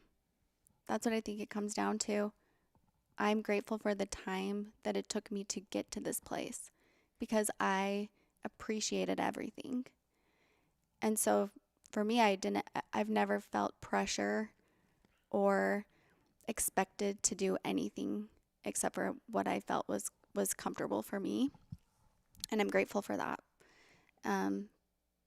Because like I said, I appreciated it more.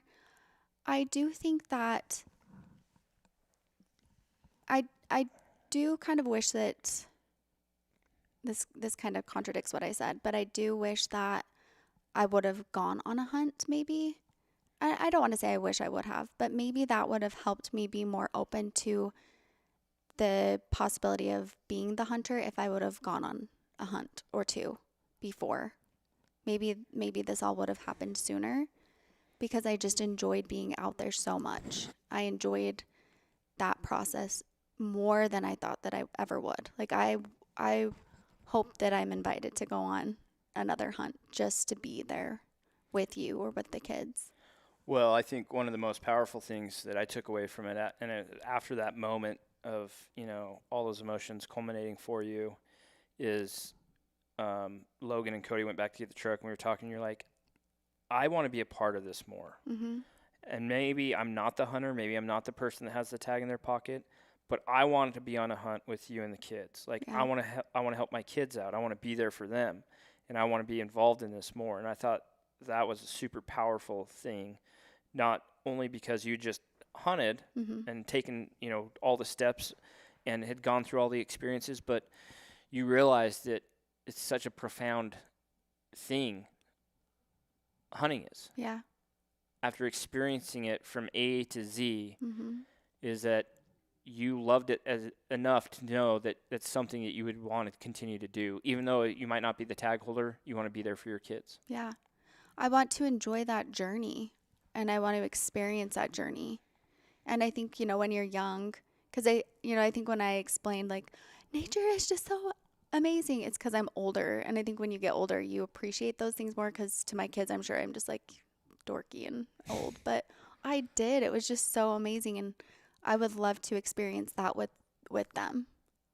Yep. Even if I'm the dorky old mom. Well, there you go, guys. I've said it after experiencing, getting kids involved in the outdoors, and I'm still not an expert at it by any means, but I do think my best advice for people trying to get their kids involved is, just like Kayli said, just give them time. Like I always say, you just have to give them the opportunities. Mm-hmm. Give them the opportunity to go out on a hunt with you. Give them an opportunity to go on a camping trip with you. Like, take them out for an afternoon of fishing, whatever it might be. Just give them the opportunity to hopefully fall in love with the woods, whatever that might be. If it's on a hike, if it's on a family camping trip, if it's on a hunt, on a fishing trip, you just have to allow them to experience that for themselves and make their mind up if that's something they want to do. Yeah, let that decision be theirs. And I think that's very important to go along with your significant other in your life as well. It's no different. Give them the opportunity. Let them know they're invited first off, and then give them the opportunity to hopefully go out and experience it for whatever whatever level they want. If that's even just going out glassing in the summertime, trying to find some velvet bucks. Yeah. Like, give them the opportunities to see enough and experience enough to make their mind up for themselves if that's something they want to do and participate in. And I think if you do that, at the end of the day, like whatever their decision might be, like, you gave them the very best opportunity to hopefully choose one or the other, Yep. Well, thank you guys for sitting in and listening. This has been the longest podcast I've ever sat through, almost 2.5 hours. Babe, any closing? That's a long podcast. Any closing remarks? I just want to say thank you to everyone. I have read the comments and I appreciate the things that people did share in the comments. I have cried so much, watching the video again, reading the comments, people talking about memories that it brought back, experiences that they've had hunting with their partner. It's just a really amazing community, and I've been very grateful for that. So thank you. I love it. Yeah, we've gotten some really good feedback from the video. And like I said, seeing Kayli going out and experiencing this is probably something I didn't know I wanted. Yeah. I didn't know I think there were some years there I didn't know if I wanted you to be a Right. hunter. It was like, this was your thing. It's kind of my thing. Like, I can go do my thing and then come back and we can just have us, Well, we also both work from home, so sometimes it's nice. Yeah. But there's no doubt about that. But after experiencing that with you, it's something I definitely want to have you, do as much as you want to do. Like, come with us, me and the kids, or if you want to go and shoot another deer or an elk, maybe put in for a moose this year. I don't know. I was just telling Casey I wanted to get really good at shooting a bow. Maybe an archery elk hunt next year. I don't know. But it's definitely something I didn't know I wanted until I experienced that with you. And that's something I definitely would like to do more. And for you guys at home, just give your significant other the opportunity to hopefully fall in love with it and at least experience it. And they will make their mind up at the end of the day if it's something they want to do. But thank you guys for listening. As always, we're going to try to be more consistent with these podcasts. So if you guys have some feedback, definitely from here on out, we're going to try to film them. That was the feedback we got in yesterday's vlog. I asked. Majority of people would love to have an audio and video. And if we do have both, you don't have to watch it. You can always download it wherever you download your favorite podcasts and just have the audio. But I like watching a podcast. I like watching facial expressions. You guys didn't know this because there's not videos. I don't even have pants on. I'm just kidding. They're on my head. Anyways, we're going to try to film these moving forward. And if you guys have any guests you would like to try to get on, let us know in the comments. But as always, guys, thanks you for the support. Thank you for watching the video of Experience. If you haven't, go and watch it now. It will be linked down below. And guys, we'll see you next time. Thank you. Bye.